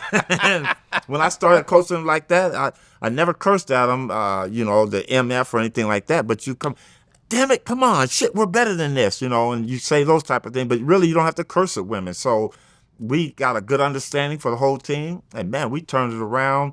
Houston Comets was our other rivalry for the WNBA. Houston Comets had Cynthia Cooper, Tina Thompson, and Cheryl Swoops. They were the Boston Celtics of the WNBA, and they were the Houston Comets, and that was the team that we beat. They won the first 4 championships of the year. 97, the league opened, and they won the first 4, and that was our goal. And we had to become Lakers to defeat them. Well, yeah. I mean, the next year, the Sparks won the 2001 WNBA championship. Lisa Leslie was named MVP. Yeah. And then 2002, they won another championship. Yeah. So now you have 7 championship trophies as a player and a coach now. The best one of those was in 2001, because that was the first time with the first WNBA, a women's professional league, being in the States. Mm-hmm. We won at the same time our counterpart, the Lakers won. Right. Kobe then won in 2001. So that was a really, really special year. And that's set because, again, Dr. Buss owned the team. His son, Johnny Buss, was the owner of the Sparks. So we just kind of brought it together. But those 2 championships we won were very hard fought, very enjoyable. And it reminded me of the things I went through as a player, of winning the 5 that we were able to win, where I just took that and moved it over to there. And then I understood why Pat Riley used to do the things that he would do for us as a coach. And those are the kind of tricks of the trade that I started learning and implementing with the WNBA. And that's why we were kind of successful there. And now I'm like, okay, Bill Russell, I may not have all 10 of mine in playing, but I got 5 in playing and 2 in coaching, and it's still basketball. So I'm only 3 behind you. Right. Now, wasn't it in the second final win that Lisa Leslie actually dunked in a WNBA game? The second season of that, yeah. That's She what I'm was saying. playing. But you know what? That was the first woman to actually do that in a game. In a game, yeah. But let me tell you this. During the WNBA off season, a lot of the women have to compensate for their salary money, would go overseas. They'd go play in Russia, China, the leagues over there. That kind of situation. Lisa didn't have to do that because she was pretty much did a lot of things during the season or during the off season that she could make some money. So the 2 years that she stayed home, she had 8 months before we started playing again. And that young lady would tell me, Coop, we got to work out. So I said, okay, let's get a workout regimen. So what we started doing is going over before the Lakers would practice. We'd go over there at 8 in the morning. I'd meet her there at 7:30, and we'd have a 8 to 9:30 practice because the Lakers came in at 10. She wanted to know everything about how people would work out. How Magic, Coop, how you guys used to work out? Work me like that. I used to run her. We would do ball handling drills. We'd do a lot of shooting drills. We'd make up competition. And then she would tell me, after we won our first championship, she goes, Coop, we got to do something different. I said, okay, what you want to do, Smooth? You know what? I want to learn the Elijah move. That move where he spin baseline, do like that, and come back out on the side and shoot it. I said, okay. So I started watching that some of our games, and I mean, it was a move. I thought, okay, Elijah, I just thought she wanted the shakes. And man, we perfected that for 2.5 months. We just went through everything. Okay, Smooth, and we would just put it down. And every day we came in there and did something different. And she started getting those moves down. She was so dedicated to her craft is when she became pregnant, we worked out all the way up until her 7th month. Wow. And she was 7, and as she started showing, we started breaking it down where she just do a lot of shooting, you know, because she wanted to keep her form and stuff like that, no movement. And it was probably 3 weeks, for a month after her daughter, we were back in the gym. Huh. So it was such a joy to work with her because she was so professional. And then when the other players came in, then she took that professionalism and started showing that to them in our practices. Would you say that Lisa Leslie is a better player than Caitlin Clark? Than Caitlin Clark? Yeah. Oh, by hands down. Really? Yeah. Lisa could dominate the game. I think Lisa, the only player that I can identify Lisa with, Asia Wilson, the girl from the Aces. Caitlin is a flat-out shooter, but Lisa was a great defender, a hell of a rebounder, could shoot the three, and she was probably the last of the back-to-the-basket women's centers in the game, because now the women's game is transitioning to like the men's game, everybody's face up. But Asia Wilson's a good player. But Caitlin Clark, I would say Lisa's better than her. She's taller than her, so she's going to be able to do a little bit more. Lisa, man, Lisa was good, very good. So one of the things before we started practicing, was like, Coop, I want to dunk in the game. I said, Smooth, you want it? So at the end of our practice, we always did at the end when she was tired, she would go, okay, I'm going to try 5 dunks. And she'd get up there, and Lisa had big hands too. And she would get up there and she would always miss it. Right there, it would be right there on the thing. So every day we just did that. We ended our practice with her trying to dunk. So I said, and she would do it every now and then. So I said, Smooth, and that's the nickname I gave her. I said, Smooth, the only way this is going to happen is you're just going to have to do it in the game. And she goes, you know what, Coop? I'm like, yeah. So I said, so let's stop doing this just when you get that opportunity in the game. But women aren't like men. A guy only needs like a little opening to go in there and dunk. So she was going to need some time. And man, the time happened. Everything worked out to where she got the ball at half court and nobody was near her. And when she started coming to the goal, I was talking to my sister. I said, she's going to try it. Oh, she's going to try it. And when she went up and dunked, everybody just went crazy. Fans went crazy. I did. I mean, it was a moment. Do you feel that, you were coaching WNBA a little bit early because now there's a lot more excitement over it. There's more stars and people are getting Nike deals and so forth. Back then, that wasn't happening. No, I like the point I was in the league because I felt like we put the foundation to that league. We really, really made it enjoyable. Obviously, the crowd, the attendance are better. But you know what?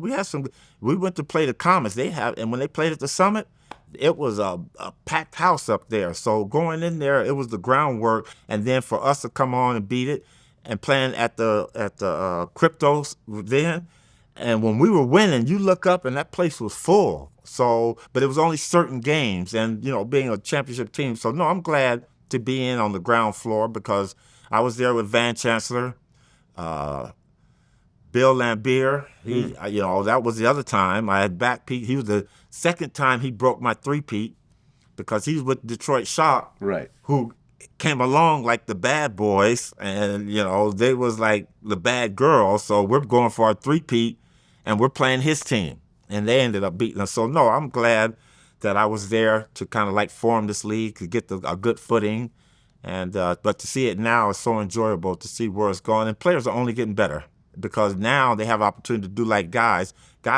When the season's over with, we can take a little break and then work on our game. But women now don't have to go overseas unless they want to, but they can work on their game and get better. And I'll tell you what, the next phenom that's about to come in the league is going to make you forget about Caitlin Clark, that girl Juju Watson out of USC. Okay. Wait till you see her play. Okay. She's like the Michael Jordan. Really?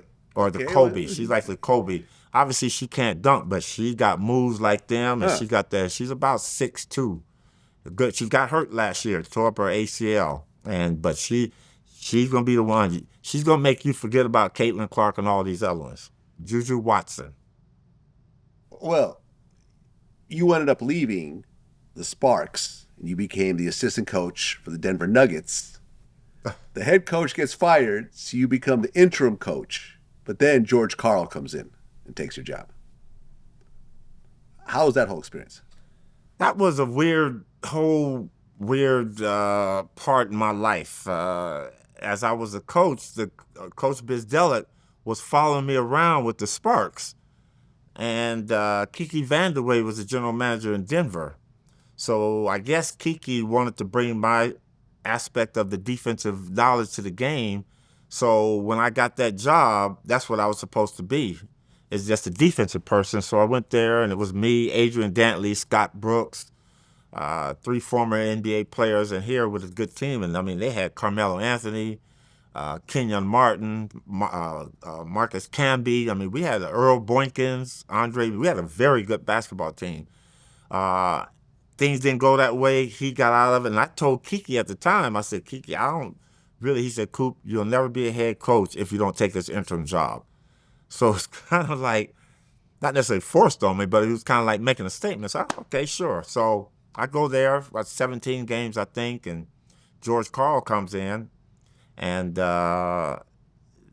we go 5 or 6 games, and it was right before the All-Star break. And then he comes in and he tells me, he says, Coop, you know what, I'm going to take you off the bench, and I don't want you around the players, but I want you could be in the front office up there. I looked at him, I said, Coach Karl, I came here as a coach. I done all that other stuff. That's not what I'm about. So thank you for the opportunity. And then I just got up and walked out. And then I told Kiki, and Kiki was like, well, okay, Coop, let's go back to L.A. then. So I go back to L.A., and I'm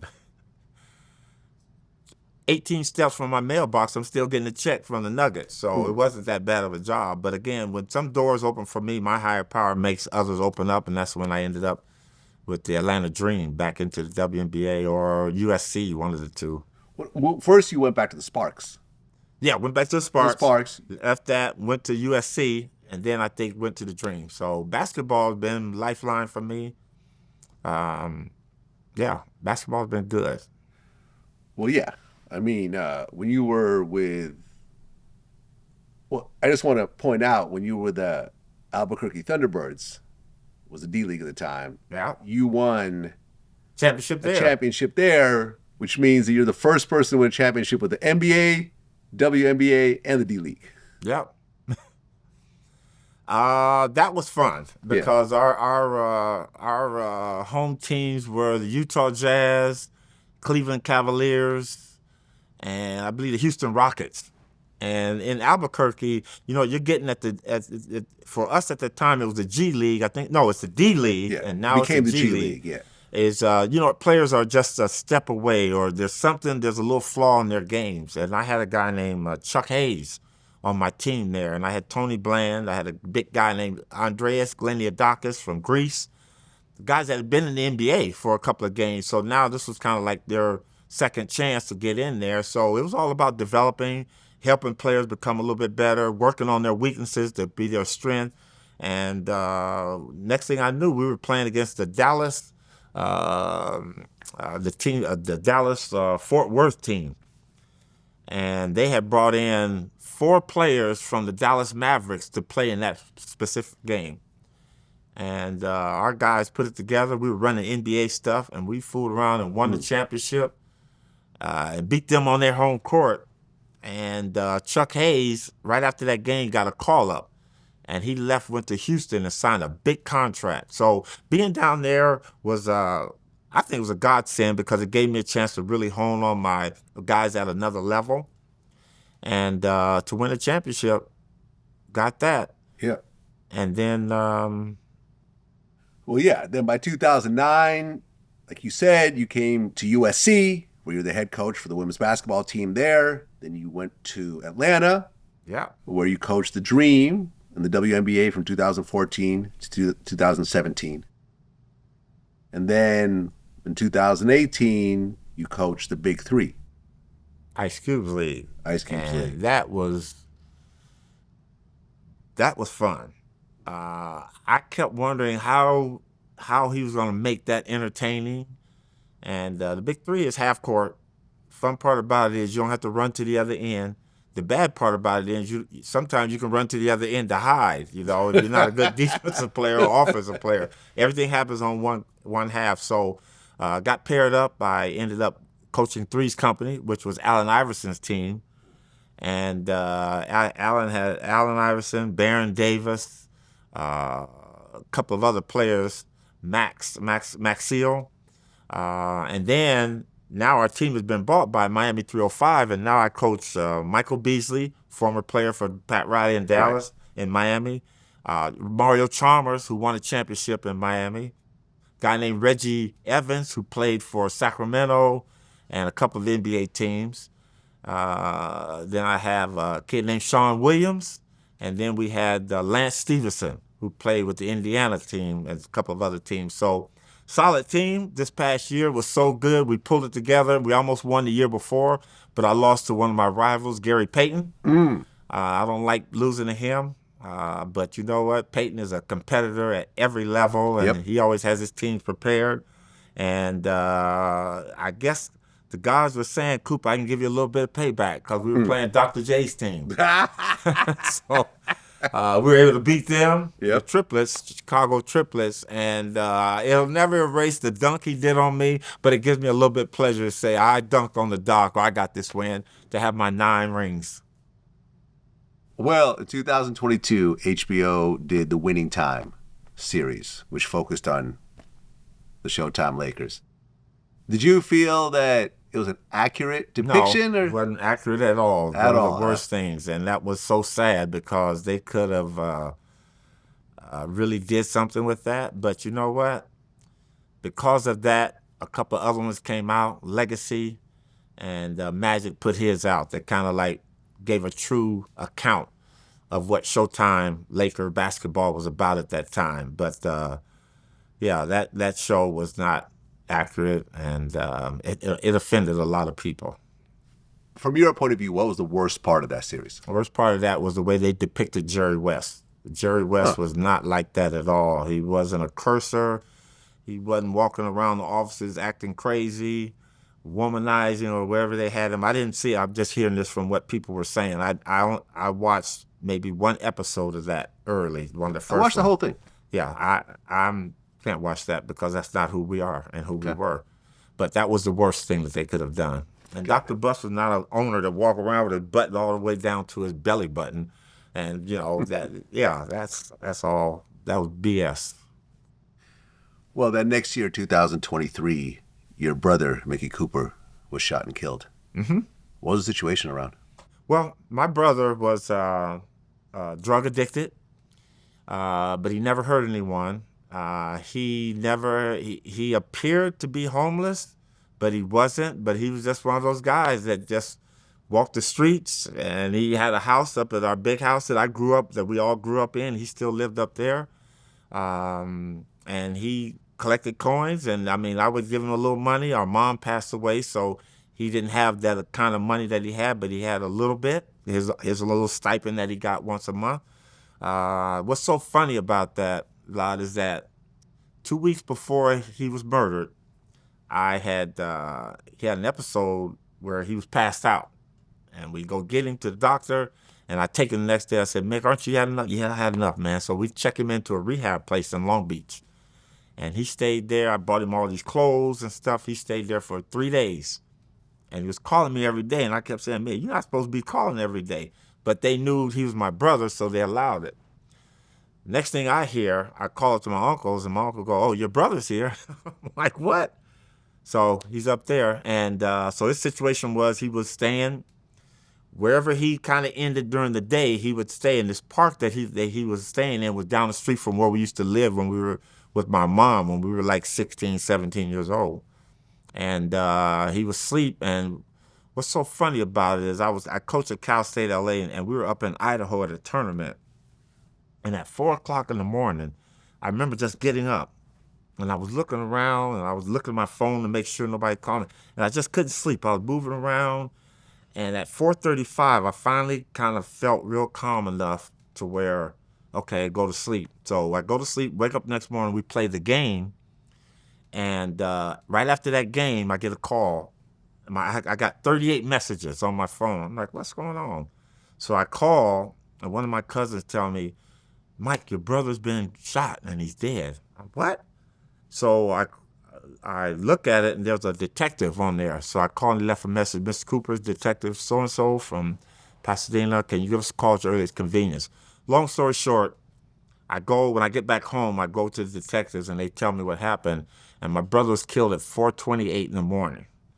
And what that 4 o'clock was is I knew something was going to happen, and he was asleep. He was asleep in the park on the ground. And this kid that was just doing a whole bunch of crazy stuff 2 weeks prior to that just walked up on him and with AR-15. Damn. And, they said, well, Miss Cooper was asleep, so he probably didn't even feel it. He was going. So he had folded his shoes, put his shoes together, took his socks off, and he had a blanket that he used to walk around with. That's how they... So they were like, well, we have crime scene photos. You want to look at them? So I said, yeah. So I started looking at them. They had them like in stages until you finally got up on them. So I looked at him until he was like a few feet away, and then I didn't want to look at the other one. So, but yeah, Mickey was interesting guy. Never, ever went to one of my Laker games when I played. Never. Wow. But he said, asked me about, hey, I heard you played well. I said, Mick, come on to a game. No, that's not me. He wasn't like that. So, yeah. I'm sorry for your loss, man. Yeah, but you know what? He's not in any pain, and I just hated the way he was living. And, yeah, he's with my mom, so I'm okay about that. But thank you. Well, that next year, 2024, you were inducted into the Hall of Fame. One of the few defensive players to actually be inducted. How did that feel? That felt good. We all play this game for the love of the game, or at least I did. And I never played basketball for individual accolades, and I never played for the financial aspects, although those are good things to come your way. I mean, you always want to be compensated for what you do. And so for me to be nominated, and that in itself was like a very joyous moment to even be considered.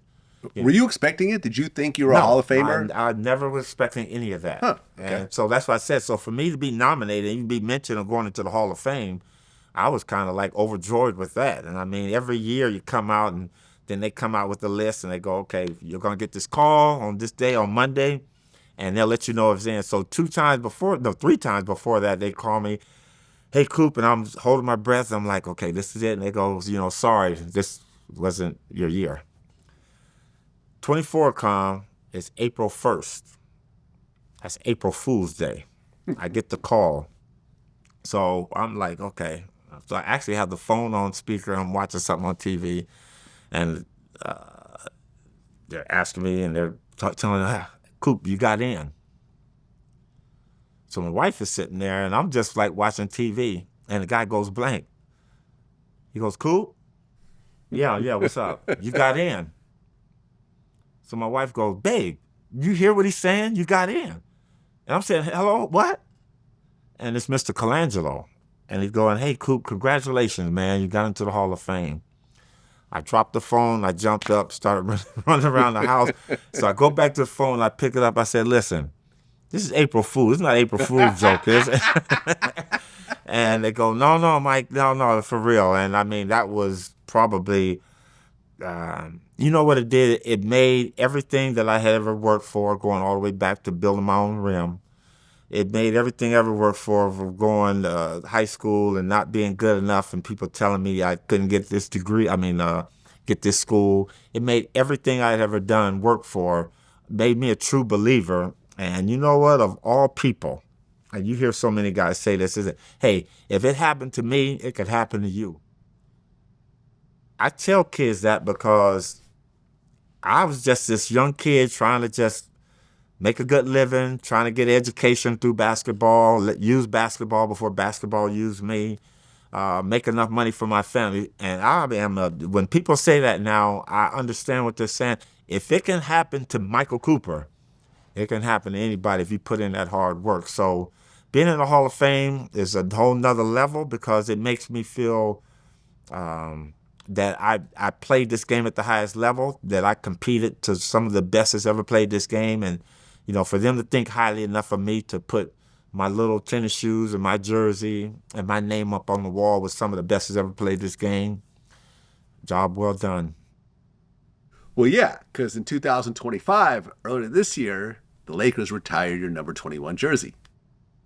That brought me to tears there because I remember working with Jerry West at the Great Western Forum, and I look up and you see at that time it was Wilt, Elgin, Jerry, and then Magic out there, Kareem, Jamal Wilkes, and I was like, you know what, that would be cool.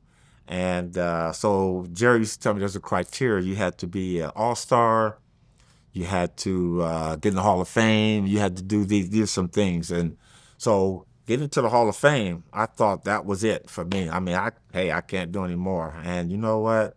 Jeannie Buss is just like her dad, who is all about taking care of players, who's all about the legacy, and who's all about family and the commitment that the Lakers have for their players. For them to finally say, "Coop, you know what, we're going to raise your jersey," that one there, I never, ever, ever thought that would happen to me. That kind of like is my legacy for my kids. I have grandkids now, 2 grandbabies, and you know what? Wherever the Lakers play, or whatever building it changes to, or whatever, something like that, my jersey's gonna always be up there. And right. For people to look up and say, you know what? That guy 21, he was all right. That's something I'm very proud of. I didn't expect it to happen, but it's there. And again, I played with, and I always told people for my numbers up there, I played with Kareem, who wore number 33, played with Magic, who wore number 32. I played with James Worthy, who won number 42, and Jamal Wilkes, who won number 52. Well, 2 plus 1 is 3, so 33, I'm up there with Kareem. I'm up there with Magic, 2 plus 1 is 3, 32. I'm up there with James because the number 2 is in there in his number. So, but for now, for my number to be up there, it's just, you know what? It made all the blood, sweat, and skin I left on the floor at the Great Western Forum. And you know what? I'm so honored that they would do that. And yeah. Congratulations, man. Thank you. Congratulations. Thank you. Before I let you go, I just want to talk about a couple of things that are happening right now. You're actually friends with Chauncey Billups. Yeah. He was just arrested this morning I saw for that. illegal gambling. Are you surprised? Very, very surprised. I'm not a gambler. I don't play poker. I mean, I do gamble when I go to Vegas, but it's always with the dice. But I'm not heavily into that.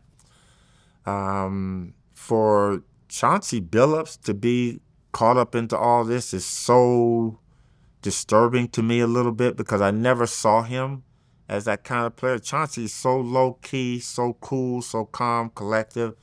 I mean, for you to get caught up into that means that you were kind of looking, especially with the mob families that they're yelling out, Yeah, there were 4 mafia families involved: the Bonanno, Gambino, Genovese, and Lucchese's. Yeah. He was one of 34 people arrested, and he's a Hall of Famer, by the way. Yeah. This guy's a big deal. Well, let's go with he's innocent until proven guilty. True. And that's all I'm gonna say on it, because I mean I'm just shocked that Chauncey, that he would be involved with that, and we don't know to what degree, but let's just hope the best for him. Yeah, I mean it's a mess. And for example, Gilbert Arenas is a regular on my show. He just got arrested for a different illegal gambling situation. It's funny, like when you look at the comments, people are saying that Gilbert snitched on him. You know, I don't think it's serious. Let's hope it's not true. But no, I don't think it's true. When you get involved with the mafia people like that, the best thing to do is just keep your mouth shut, man, and take whatever's coming to you.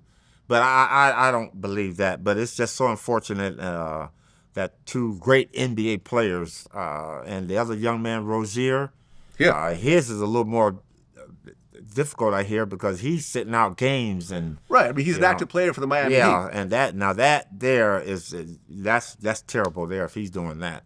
Well, yeah. I mean, according to the reports, so Billups is charged in an indictment in a wide-ranging scheme to rig underground poker games backed by mafia families, where they were saying they were using technology to steal millions of dollars from victims in New York. I wouldn't even know how to begin to do that stuff. Yeah. I don't understand that. But no, he's innocent till proven guilty. Let's hope it's not. Well, right, because along with the 34 people arrested, there are multiple teams that are included in this indictment: the Charlotte Hornets, the Portland Trail Blazers, the Toronto Raptors, and the Los Angeles Lakers. They're actually named in the indictment. What Laker player would do that? I don't know. And you know what? Shame on them. I mean, if they're caught up into that, but that's, you know what? And it kind of reminds you of, what was it, the 55 baseball scandal that went on or something like that? What was that? What year was that? Yeah, 42 yeah, or it was something? rigged. The mafia rigged the baseball, the World Series, I think. Yeah. That's bad news, man. And you know what? There is so much money to be made by athletes just by playing this game. Why would you even get involved in that aspect of gambling? If you're going to gamble, go gamble, you know, but don't at the detriment of teams and players. Nah. Well, I interviewed Tim Donaghy, the ref, got caught for betting on his own teams and so forth. And, yeah, man, it gets dicey. What did he say? Why did he do it? Well, he got caught up in some money problems, and he started... The thing with him, which was interesting about the way he got caught, is that he didn't really rig games by changing calls and giving certain people penalties and so forth. What he did was, because he knew all the other refs, he knew which refs didn't like certain players. So he knew, okay, if this ref is going to be playing this game, he doesn't like Allen Iverson, so Allen's going to catch a bunch of extra fouls. That's going to shift the game. Yeah. And by doing that, he was able to actually have a real winning streak in terms of gambling. Yeah. Because of him, they actually changed the rules where you don't know who the ref is until like a couple minutes before the game now. Yeah. So it was a whole mess. Guys, I don't know. I've interviewed Pete Rose before he passed. Yeah. Remember, he was Yep. betting on his own games as well. And let me tell you. When they found out he was doing it as a player too, wasn't he? No, I think just as a general manager. Okay, As a general manager, which is dangerous because he could shift, the lineup around to help his bets. And let me tell you, like, Pete Rose died without getting to the Hall of Fame. I know. And he really deserved it. He was the hit king. I mean, he was salty when I interviewed him. And look, he died without ever getting into it.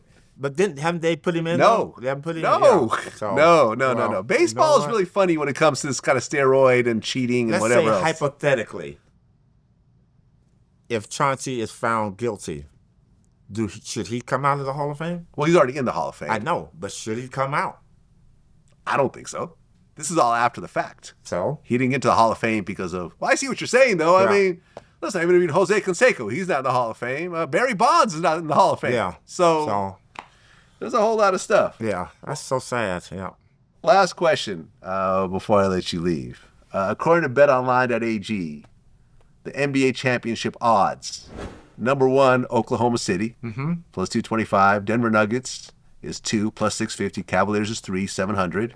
The Knicks are 4, 1,000. And the Lakers are 5 at plus 1,200.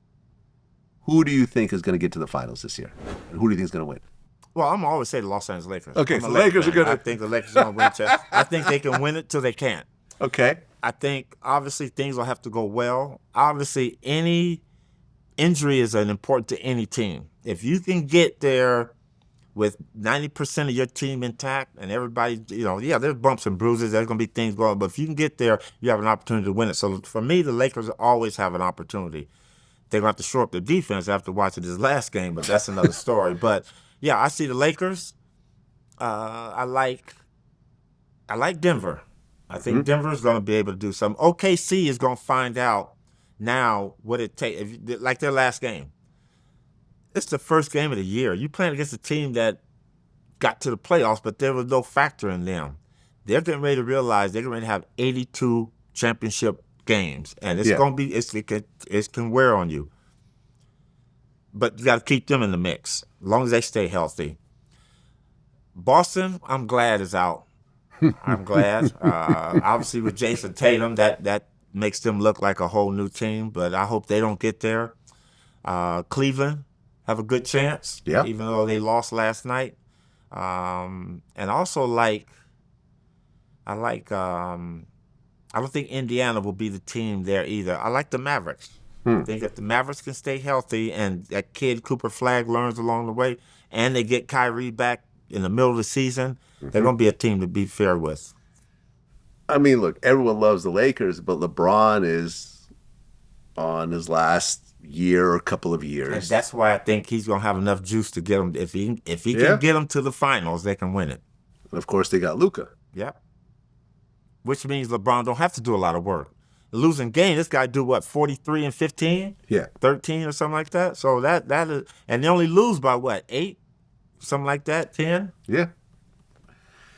Well, Michael Cooper, man, hell of a career, hell of a life, especially as someone that was not like a high school star, junior high star. Like most of, listen, I interview people like Sebastian Telfair. That was like the hottest thing smoking out of high school. Cover of Slam magazine, McDonald's All-American. We talked to the Gary Paytons of the world. Like these were all superstars, Gilbert Arenas. These guys were super talents by the time they got to college. Yeah. You're not that. You did not hit your stride until, your junior year? You go to a community college. You were not drafted by all the top schools initially, but you put in the work and you got on a great team and you held your own and you helped a lot of championships, and then you went on to have a whole second career in coaching and so forth, man. Just amazing, because a lot of times people would have just quit. Yeah. A lot of times, and you know how many players I talk to that go through a deep depression after their NBA career ends because they don't know what to do with themselves. I went through that, yeah. But some people never get out of it. Yeah. Like Sebastian Telfair, he's in prison right now. Well, that's why I say, my grandmother praying for me and keeping on that. I'm very lucky, and I'm one of the few ones. And that's why I tell kids, if it can happen to me, it can happen to anybody if you keep that work in, keep your head up. Well, Michael Cooper, man, truly an inspiration, and I feel like there's still a lot of chapters left in your story. And you've got a new book out? Yeah. It's the making of a Showtime legend. That's right. Yeah. That's right. Lakers Showtime legend. So pick it up. But yeah, thank you so much, Vlad. Appreciate it. Absolutely, man. I know Always you've been after me for about a year, so I'm glad I could finally happen. That's what it is. All right. Peace.